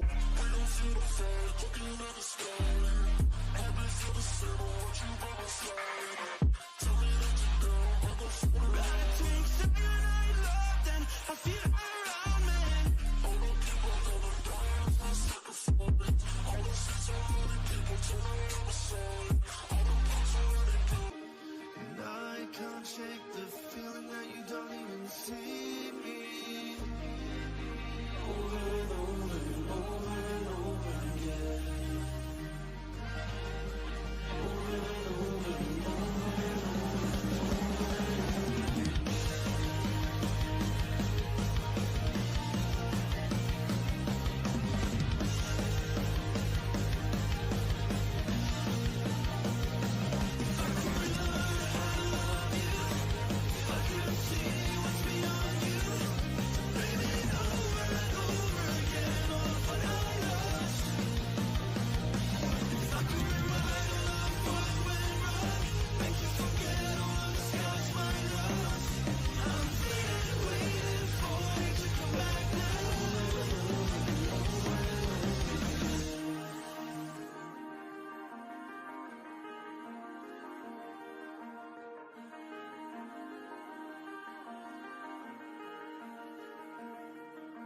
Oh, yeah. I'm going to be taking that video down soon, actually running some fucking new and improved ads. I got new music coming out. I got new songs. You know what? We'll touch on that. At a later point. Welcome to the MountainsHide stream. Submit your song if you want. Exclamation submit. Exclamation Lineskip. I wanted to watch a little bit of this video and then jump into some music. But welcome to the stream. You're welcome to submit a track. We're generally just doing music react, like YouTube stuff, like streamer content react stuff, like as far as actual streaming. Like, I don't like to react to random shit. I don't know. I like to stay focused on actually what's happening, which is an intersection of what music and streaming. All right. Have you got the feeling recently when you've been scrolling social media that you're being astroturfed? That like you aren't choosing the influencers and podcasters and like the brands and the topics that show up for you. You just are kind of a participant. Like the media doesn't feel as real as it used to be. Everything just feels like it's just being served to you. And a lot of times you come across something that you didn't even choose or know about to select. Like if you feel like things are not quite real anymore, this video is for you. Because if you understand this chart that we're going to go over today and all of the things I'm going to talk to you about, you're going to understand that content creation is a gamed system now. This is not clickbait. This is actually true. I'm going to go through step by step what is happening and how a person and a group of people can propel any influencer to high viewership, regardless of content quality. You can be the most uninteresting person ever, and you can still get boosted in algorithms. And it happens by tricking algorithms into featuring them. It's a guaranteed way to gain followers, and it's basically pay to win. So in this video, we're going to explain step by step how it works. We're going to go through some content that's in this system, and I will show you literally. Yeah. This guy runs his own marketing agency, is revered within the community, knows what he's doing, works for a few known people in the community, and yeah, definitely makes like very informative, forward-thinking content. Still not like a huge streamer and or like super big on YouTube, but highly recommend him if you want to stay ahead of the game. Devin Nash. All right, we'll watch like a minute or two more and then we'll listen to some music. That you can promote anybody. You can promote anybody to the top in the world. It doesn't matter what their content is. He does. What most people think about the creator economy and how it exists these days is no longer true. Algorithms are being abused at a very high level. So let's break it down. Let's go through step by step how this works. Yeah, he He just breaks it down in a way that's so helpful. He's got 139K now. I thought he was still around that 70 mark. Okay, he's been doing well lately. Yeah, because he took like a year off or something, didn't he? I feel like he just disappeared and then he's like recently come back. And this image here is absolutely going to be our Bible for this discussion. When we look at this, you're seeing a month-long period. So I want you to note, like, this is 1 month. This is, as of the time of this recording, this is March to April. Is there a way to tell? Just a few days ago, you can see our number one guy here, Clavicular, who you may have heard of. You may have been like, this guy just exploded. I see videos of him everywhere. What's going on? I never searched for this dude. What's happening? Has generated over 2.2 billion, with a B, billion views in a single month. He has 69,000 videos. That's short form videos across TikTok, Instagram, and YouTube and X. 69,000 videos that are all about him. How is this possible? Well, he has 1,610 paid clippers that are working full time to put this stuff out on the internet. And likewise, you can see all of these other influencers who, to varying degrees, have the same thing going on. Here's Aiden Ross with 812 clippers. He has 11,000 videos that came out this month, accumulated about 714 million views. Now, this is the official clipping and kick partnership. This is them just releasing this information. This is not guessed upon data. This is like literally the platform that's doing it, showing you how this works. And we're going to break down exactly what is happening here and how these guys are tweaking the algorithm for this to work, because it's both fascinating and a little bit terrifying. All right. So the very first thing to understand about this, once you understand like that this is happening and that there's like just a ton of paid clippers that are being paid quite literally to post these clips everywhere of just various types of content. The first thing we have to understand is that you start with a central Discord server. Now, there are other ways to do these campaigns, and there are platforms like Vero, which or Duzla. One of those has some association with Mr. Beast. They operate the same way, but as platforms. But for this video, I think the most interesting stuff that we're going to go over is actually just going to be the platforms. So you can see here, this is the largest clipping server, and Google you can see that they, once you get into the clipping server, which I think has over like 20 or 30,000 people in it, you can say, hey, you're just a few steps away from getting paid for post content. Here's how you get started. You can just go browse the campaigns, and you can go see that you can apply for kick streaming clipping program, which we're going to talk about a little bit later as it relates to this. So you can just get paid by joining one of these servers, no problem. And here is exactly how these campaigns work step by step. Each campaign is going to be one influencer or a podcaster or a brand. Typically, like for the purposes of this video, we're going to be talking about live streamers, but this is being done for, I sat in these Discord servers, the invite only ones, and as well as like the public ones. Yeah. I'm now on the YouTube history section of that page. Understandably, it's taking a while.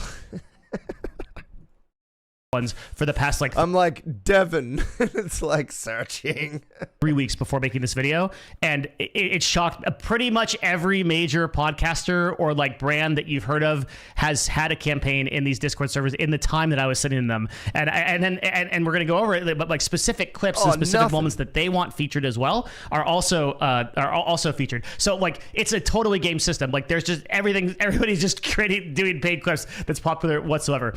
How this system works is as follows. We're going to go through it. So starting with interactions, here we go. CPM system and how it works.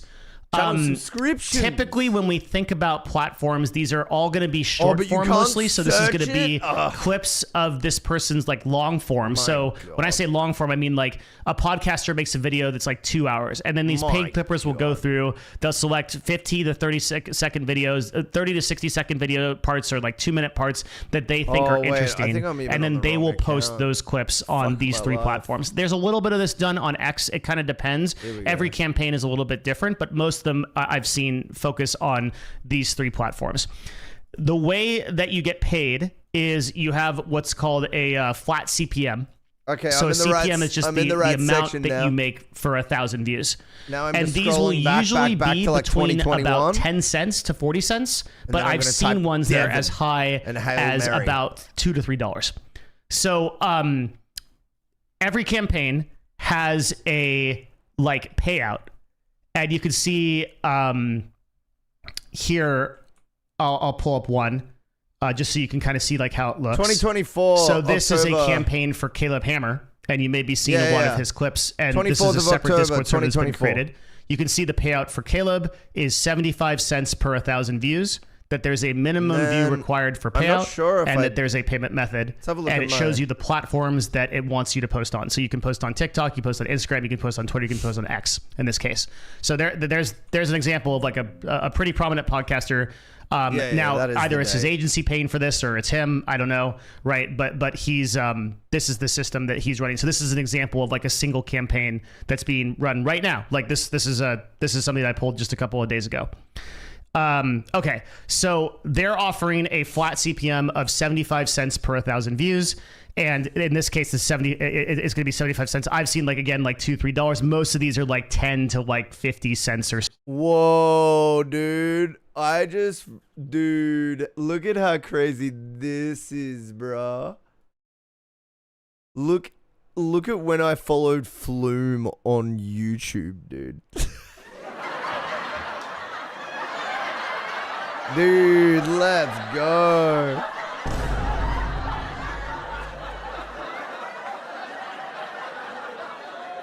That's wild, bruh.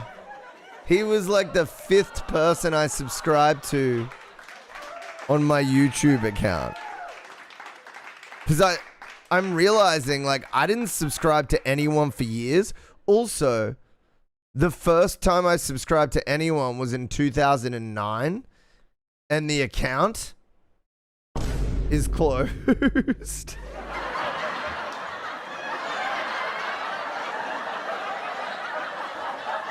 And then the second person I subscribed to is the guitarist, one of the guitarists from Dance Gavin Dance.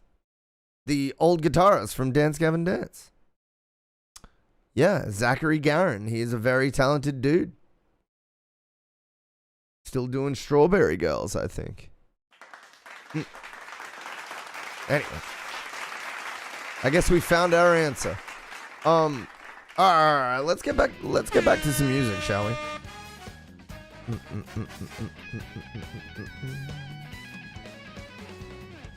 Yo, what up, New Dozik? Sorry it took me literally 2 whole minutes to reply to you.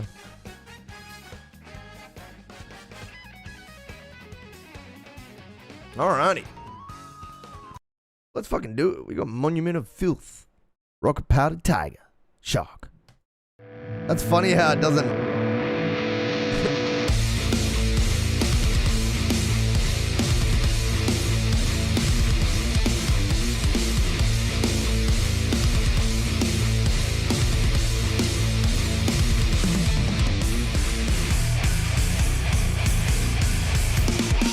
Stealing moments from existence itself.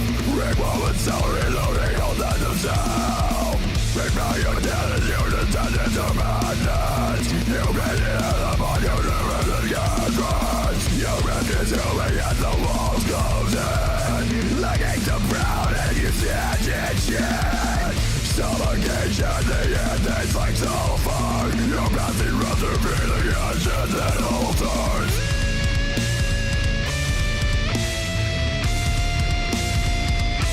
Where is your pride? Loading.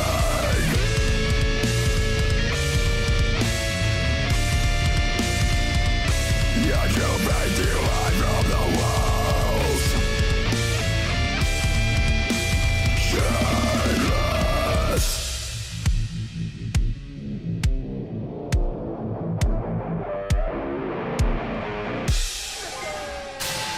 Yo, what up, Joshy?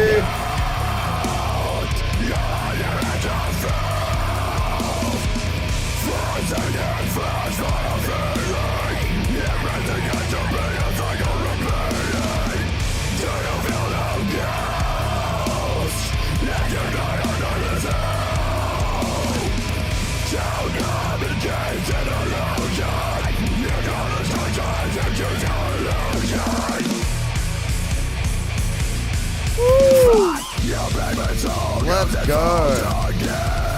Getting in for the thing you just gave in. A friendly man will always lose their composure. Those who run from fate will never find closure. The growling quaking of the sense of empathy. Your man is too destructive, self-fulfilling tragedy. Your man is just removed when they waste its own deserves. The threat who we can find you clear inside the bending turn.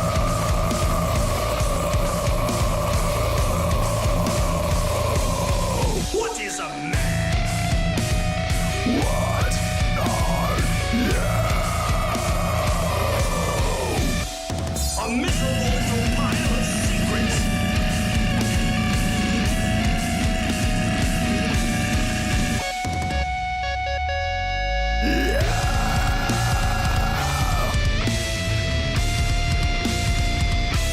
Where is your pride?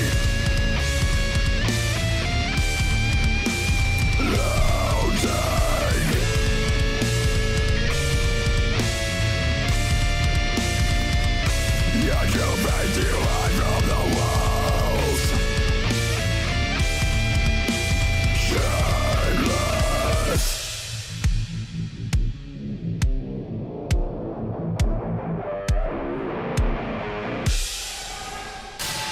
Look at what you've built. You're on your edge of filth. Frozen and flash for a feeling. Everything has to be a cycle repeating. Do you feel no ghost? Let your die under this hell.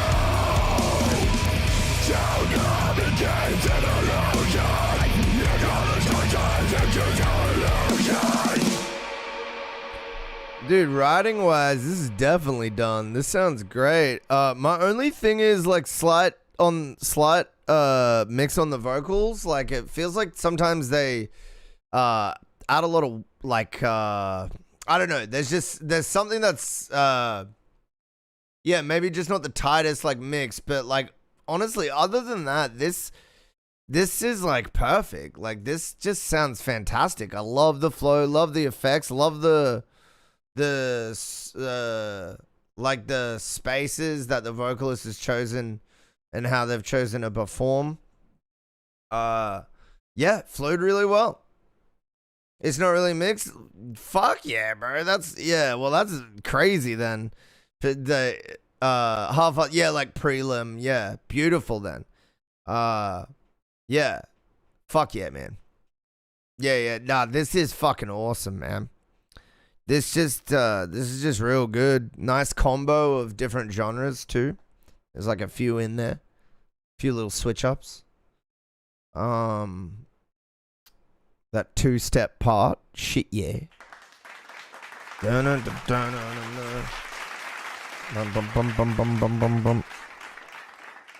Yeah, good shit. Good shit, man. Very good shit. Indeed. Indeed. I really don't have any big tips or anything, man. I feel like it's basically just ironing out the mix and you're done. Like, yeah. I ain't about to rock this boat, baby. This is a good track. This is a good track.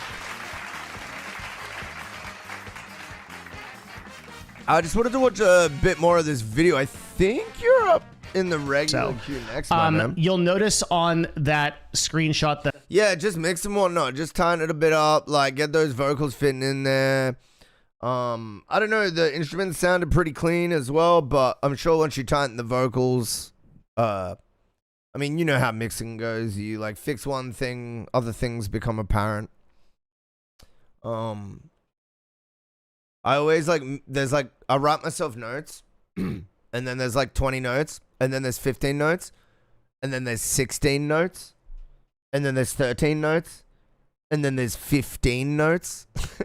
You know what I mean? It like sometimes revisions create other things to do is what I'm getting at. And then you gotta fix those as well. Had two different tones, pretty sloppy for me. I mean, I thought it sounded pretty good, but you are the tone master after all, King.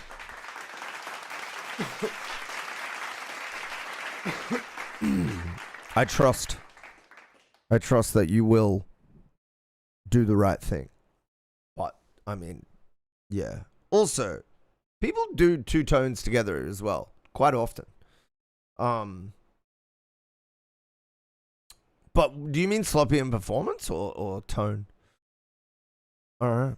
Let's watch a little bit of this and then we'll jump into some more music. I linked you that there was a minimum view payout threshold. So what does that mean? That means that you can't have this campaign. You don't get paid if you don't have 100,000 views. Now, that's not per clip though. So what if we just like put the payment details over here for a second? The 100,000 views means the aggregate of you as an individual. So if you have 2 or 3 clips that get, let's say you have 3 clips that get 30,000 views each, you do not get paid. But if you have 3 clips that get 30,000 views and then 1 clip that gets 10,000, you get paid on the whole 100,000.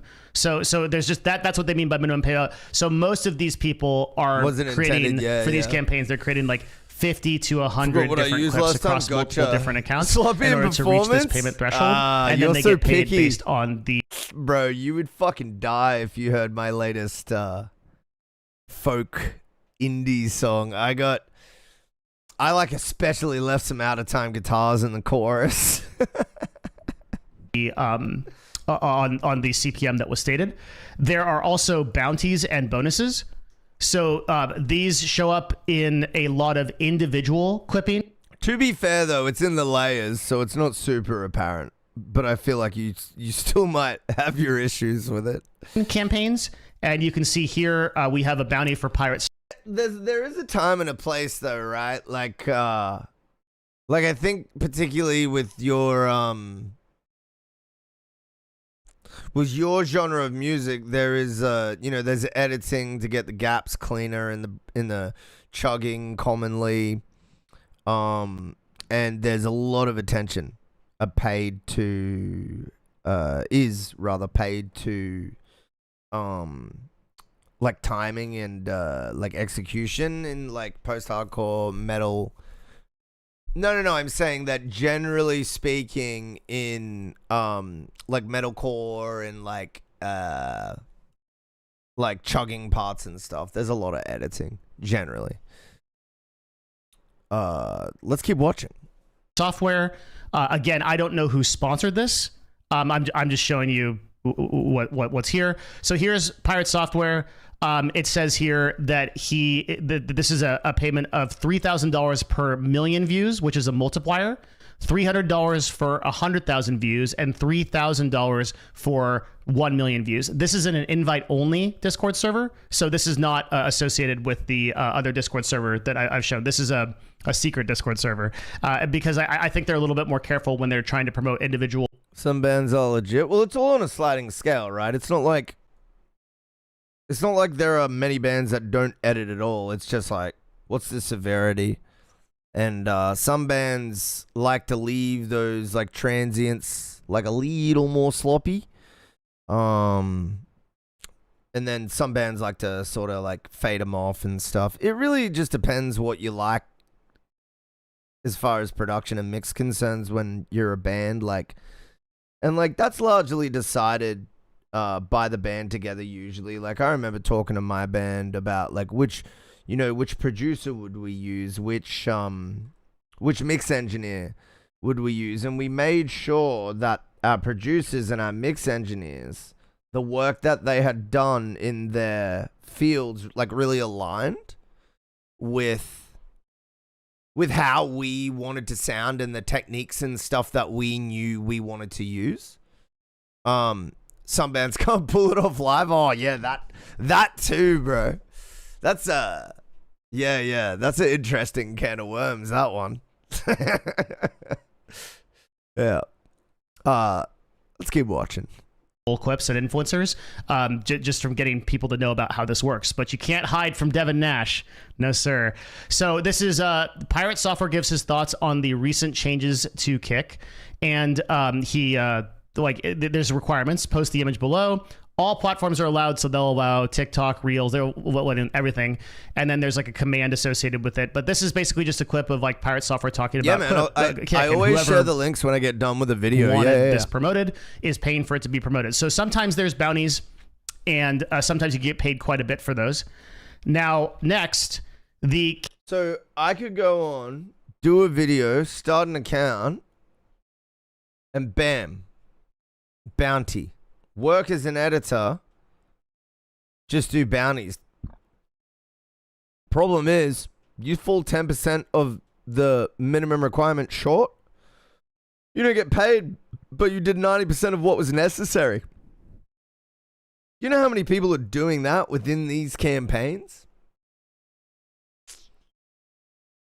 It's an absolute saturation of the algorithm, and that's how they game it. Yeah, the role ranks have been decided. What I got to do is and applied to your Discord roles. Yeah. I got to do the cool little board, and then I got to do like the announcement. So I just got to write that up. It'll probably be tonight or tomorrow. So I guess either midday, like in 4 to 14 hours sort of thing. Yo, what up, Astros? We're just watching a bit of Devin Nash. We're going to jump back into some music very shortly. Welcome to the MountainsHide stream. What the hell are you? I'm Zachy, and welcome to the MountainsHide stream.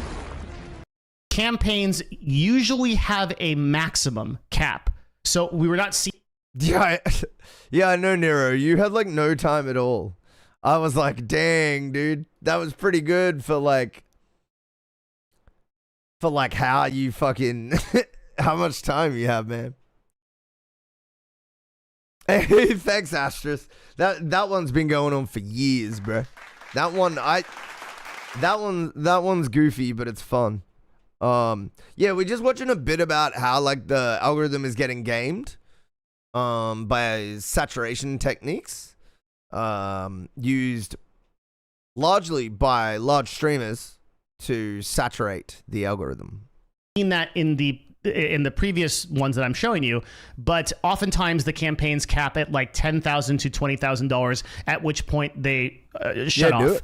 And to be clear, I don't think that the servers that are doing this are scammy about this. Like you might think, oh, like they cap it at $10,000, then they don't tell anybody that everybody else that creates clips, like there's a bunch of free clips that are done. In my experience, like looking at this stuff and doing all this research and studying it, there isn't really a situation like that. Like there's a pretty clear progress bar to indicate when the cap has been reached and when you don't make money from clipping anymore. In most of these cases, I haven't really seen a lot of like people out of money for their edits. They are holding true to what they're advertising. That's not the issue. The issue is the service they're providing is a way. It's a way to completely game the algorithm, whether your content is good or not. And that, to me, makes the algorithm less useful and makes me want to not care about social media at all. Now, if they're not seeing that effect, fine. But if this continues, you're going to have a culture eventually of people who really understand that it's not worth it, and they're going to be trying other things. They're going to be doing other things. So I think at the end of the day, you're going to see some like bullshit push to get this like stopped or moderated. It won't be a real push. There's too much money in it. But yeah, you'll see something.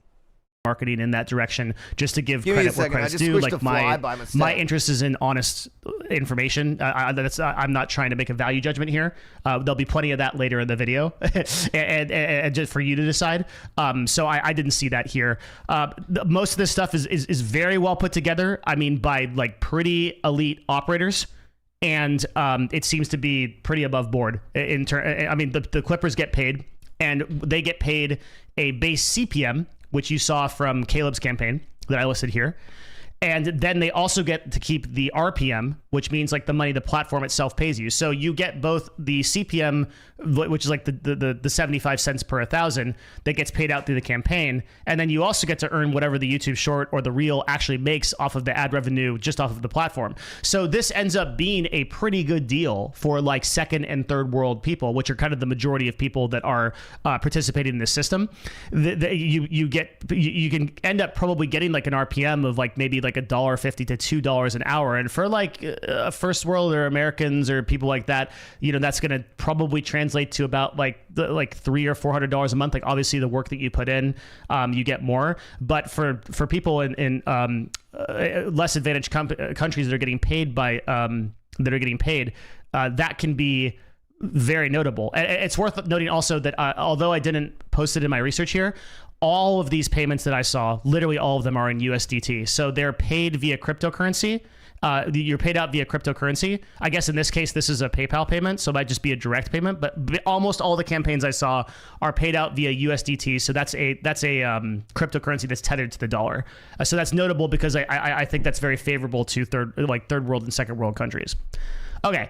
So let's take a person like Clavicula that we were talking about before, and you've got the 2.2 billion views on top of 70,000 clips.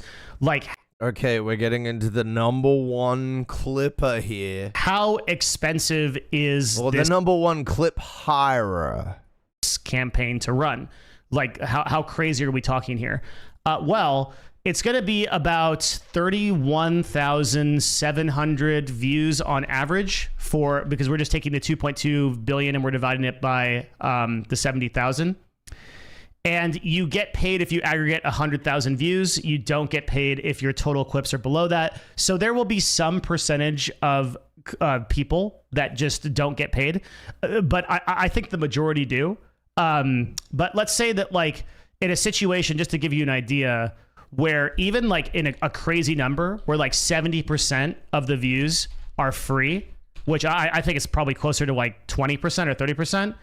The math on it is it would cost $666,371 a month, even at $1 CPM, just to run Clav's campaign alone, not even considering all of these other people. Oh my God. So literally hundreds of thousands, if not millions of dollars are being spent every month to do this. So who's doing it? Who's paying for that? Oh yeah, but just make good content. Just make good content.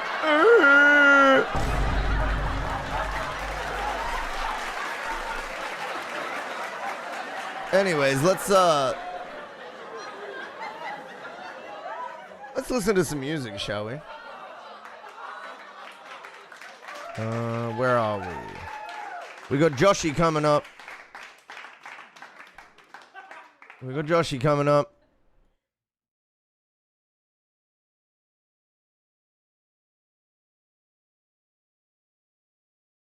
And it's one of them by Joshy and Co. Is it Joshy and Co. or is it Joshy? I swear I saw extra names down there.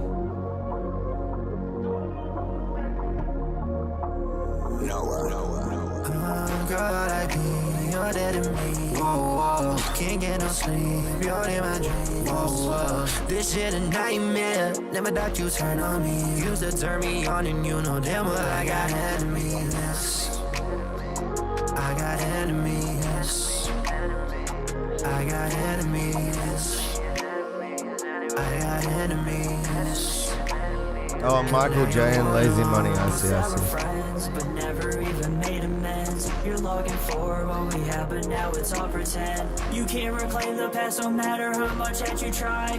What we had is gone now that we say it's goodbye. We're not friends, and maybe strangers at best. Now these melodies are a way for me to rest.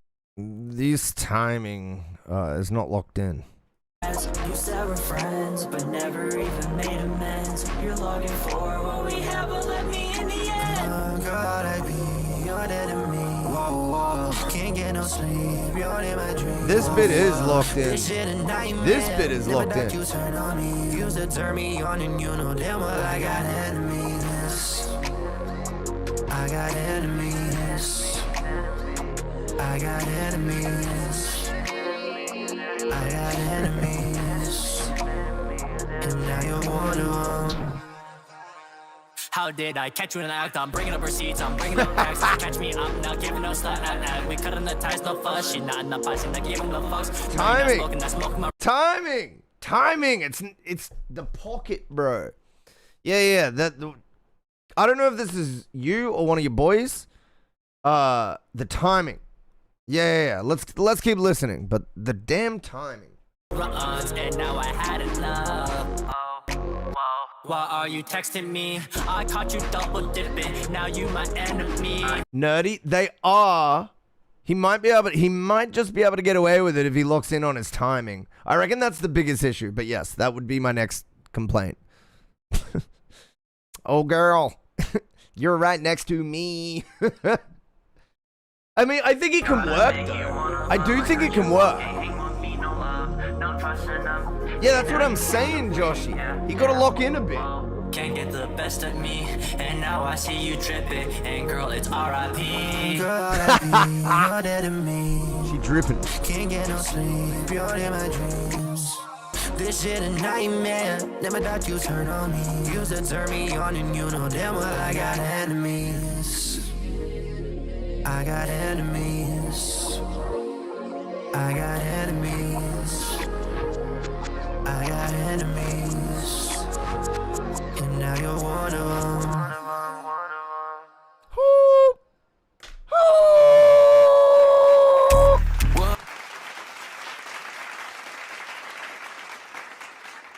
Yeah. So the I got enemies. That shit was good. Like that flowed, nice vocal, cool production. I think a bit on the mix side, but I'm not really like. We got to take care of that rhythm. My boy has a tone that can be made to work if we really lock in on that dang groove pocket. Yeah. You could move it around with edits. But the obvious solution is just to get it right, like the other singer did.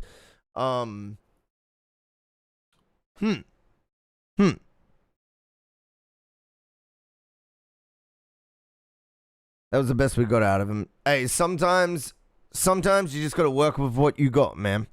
I respect that.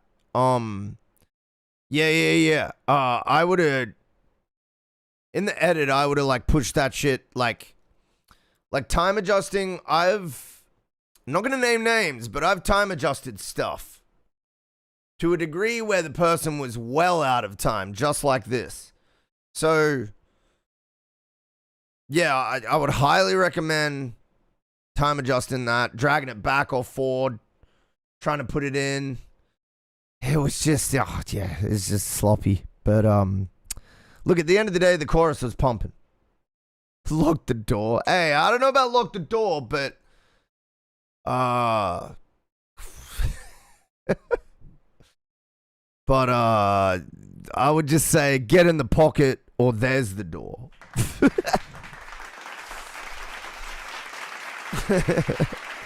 It's stuck, bro. Yo, it's stuck. We can't open it. Hey, regardless, that was really my only major issue with this song. I liked the other vocal, I think. Yeah, a little bit on mix, but not really my main concern here. The vibe was there, just the rhythm on those vocals. That's about it.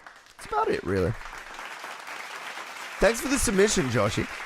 Yes, right? That to me is one of the most interesting parts because a couple of things, right? Number one, there are not many people that can set up campaigns like this. We're talking like management of hundreds of people and like this is a lead operator marketer stuff. This is not like the streamers. Okay.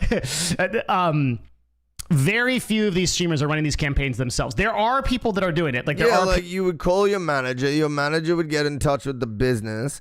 Your manager would get a crew of people working on their behalf and then update you on the outcomes. Like you would literally just be sitting at home and they would be like, hey dude, go got this campaign using this, we're going to pay this and we're going to get this return. And you would just trust your manager. You would just trust that they would make moves that are responsible.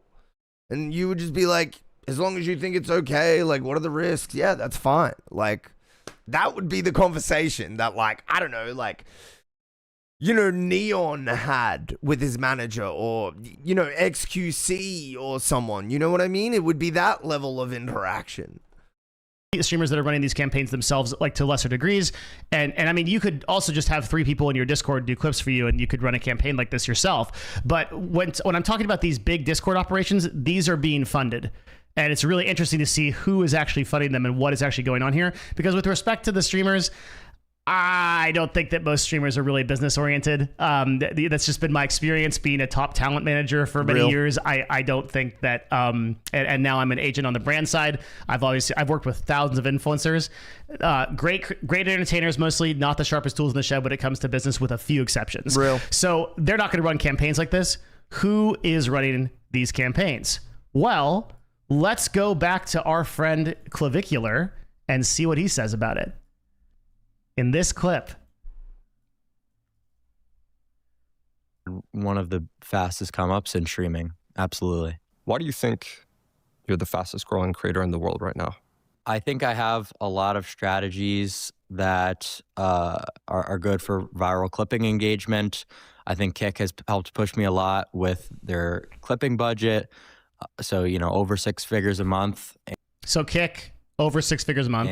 And that campaign have been going towards pushing me out there to know audiences, because on Kick, there's not really a lot of growth, right? There's not as many users as Twitch, so people aren't organically coming across your streams. So they kind of have to incentivize people to stream on that platform in other ways. And one of the ways I go about it is with the Kick clipping program, where there's like a $20 or $30 CPM, and that kind of incentivizes people. For the $20 and $30 CPM, he's referring to bounties, the system that we referred to before. The actual CPMs are much lower, but everything else he said is true. So that's right. The primary way that all this is being funded is that Kick is literally paying for it, the platform. So the streaming platform Kick is quite literally paying for all of this. They are paying to the tune of actually millions of dollars a month to do this. Now, you might say, why? Do they really love their streamers so much that they just want to feature their broadcasters? They just want to, they've got tons of venture capital behind them, and they're just trying to get market share. They have from where they started and what could be expected of a market so already monopolized, they did very well to capture market share. They beat Microsoft. Microsoft tried this and fucked up majorly. So, yeah, what they did, regardless of how much venture capital they could fucking get, was difficult. They figured out a way. It just kind of sucks now, because now we've got absolute fucking tripe pushing our feeds, and it's all just so Kick can get market share. Amazing. Well, I mean, that's like a part of it, but there's a couple more interesting things that are going on. So let's talk about the Kick funnel and what is happening. Now, you astute observer, you deep analysis person, you may have noticed a particular line right here. Now, this is the public discoursing. This is the public Discord for the clipping. Like if you want to start with clipping, you come here. But what if you want to be one of these Kick clippers? Well, you have to get into the Kick specific program. And there is an application once you have been established to get into that. That's the funnel. So you start in the free place, and then you eventually get into these invite-only places where all of the secrets go. And when you played the video again, it sounded like he literally replied. I know, right? I was thinking about that as well. I'm pausing at the right times when it seems like a conversation. It's seamless at that point. You're like, yo, does he have someone on Discord? Invite-only places where all the secrets go are quite interesting, okay? Because, we can't possibly know what goes on there because they're invite-only, and no one would ever invite me. or would they?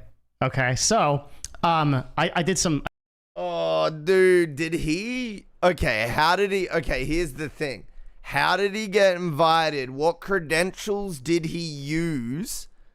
Because I know damn well I ain't getting on that shit. No way, no how. I did some underground journalism, got into a couple of these servers, and you can see here as the overlay guide. Let's read this. Please. Bro lied to many people.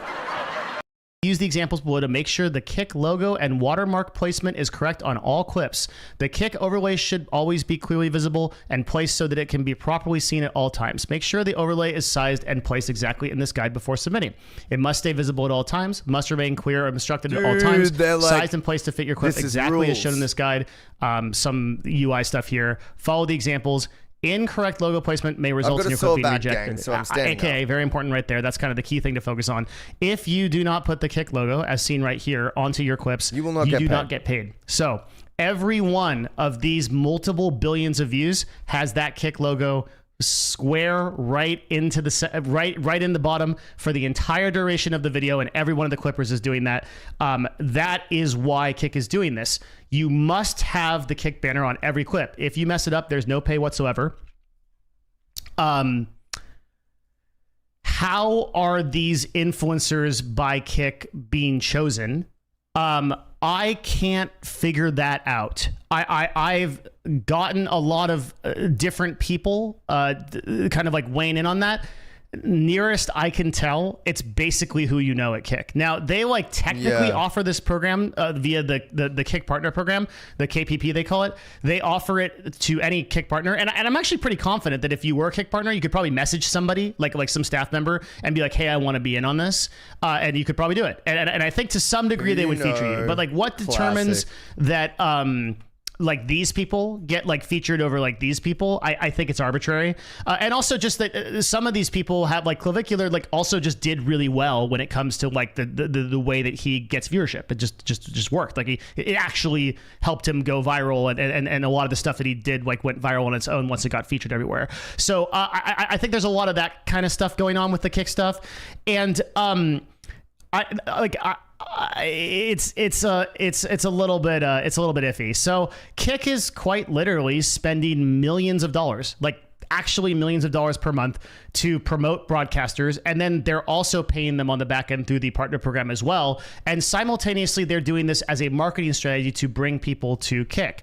So this is a different approach. From like to understand this, we've got to kind of go back in time a little bit, and we have to understand how Twitch, the main live streaming website that has most of the viewers right now, well, YouTube now has all those viewers, but used to have a lot of the viewers. Their marketing strategy in 2015-ish. Oh yeah, I want them to talk about what I mentioned, how Microsoft failed with their. Can anyone remember the? Can anyone remember the fucking name of the platform that Microsoft had, the streaming platform?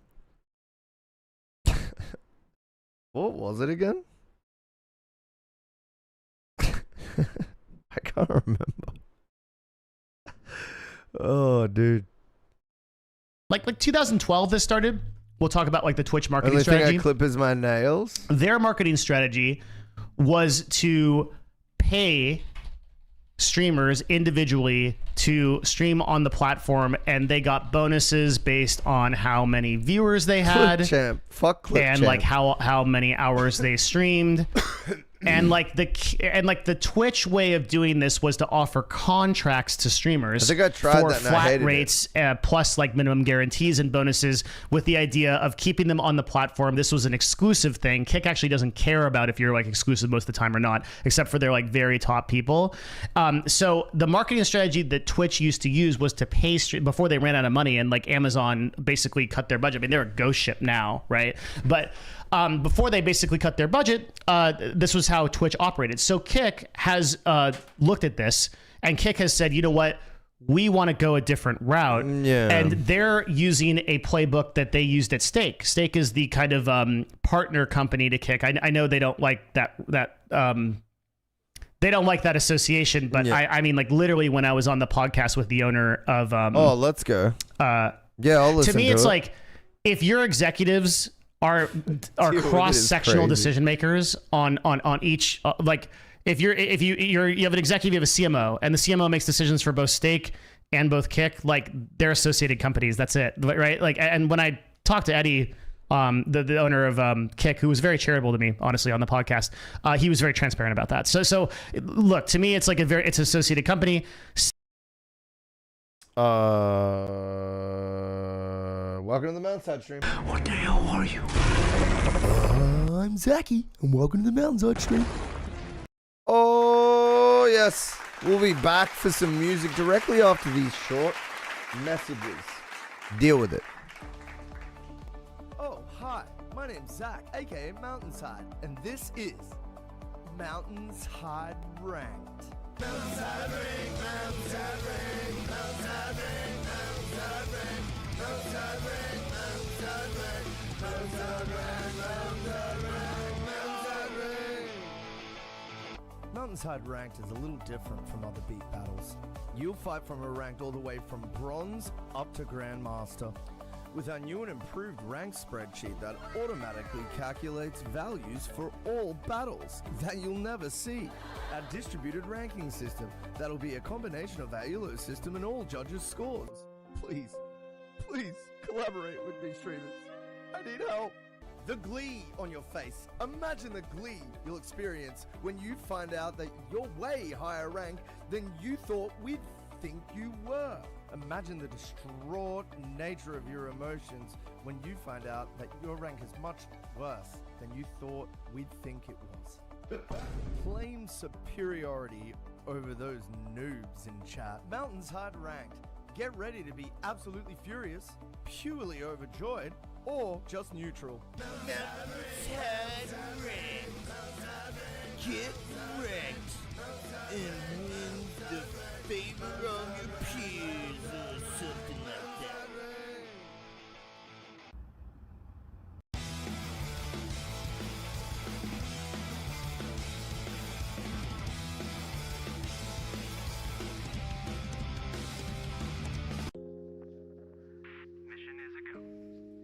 Have you been stuck in the regular queue on a feedback stream? Are you unable to pay for your own line skips, even with channel points? Every day, a member of the regular queue suffers. But it doesn't have to be this way. Be the change you want to see in the world. Change a regular queue participant's life today. Gift a line skip to a regular queue homie and change their life today. Oh, hello.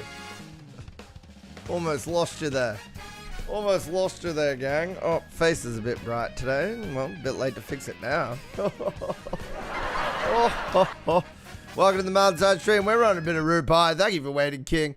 Let us do it, let us do it, let us do it. Oh shit. I love the random ink splooge. The patterns.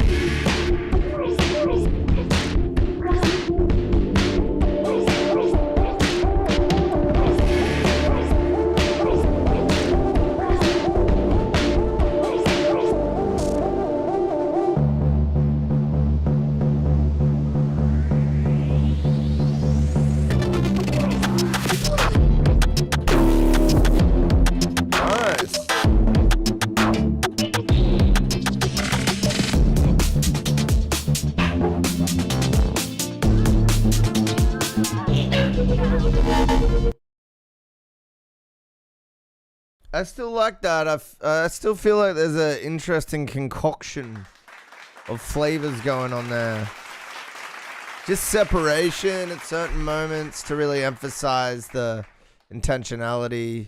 Speaking of intentionality, look how out of line the plugin is. Look at that. It's a clusterfuck. Yeah. Yeah, maybe you can move things around, get them glued together rhythmically a little more in the writing. Either way, though, like, still, like, cool angle. I respect the vision. You know what I mean? I respect the vision. I go to, the fucking...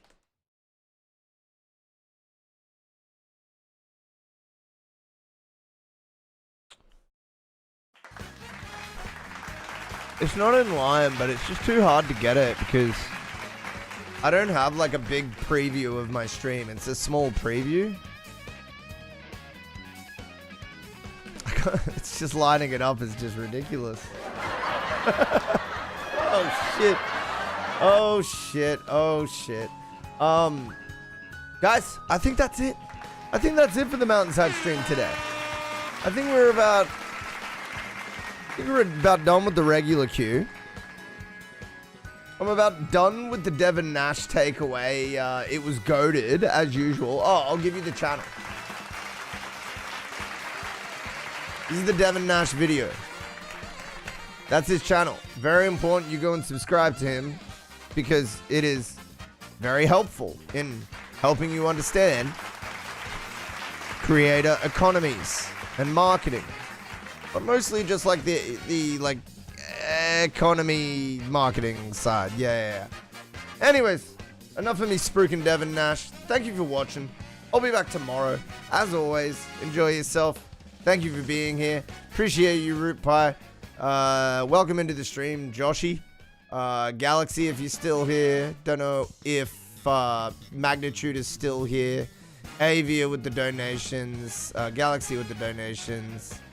Yeah. Anyone that dropped by, obviously. I'll be back tomorrow. Until then, stick around for the raid.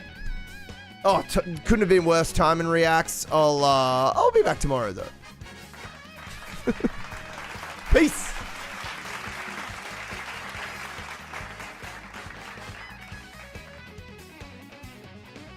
Oh, stick around for the raid.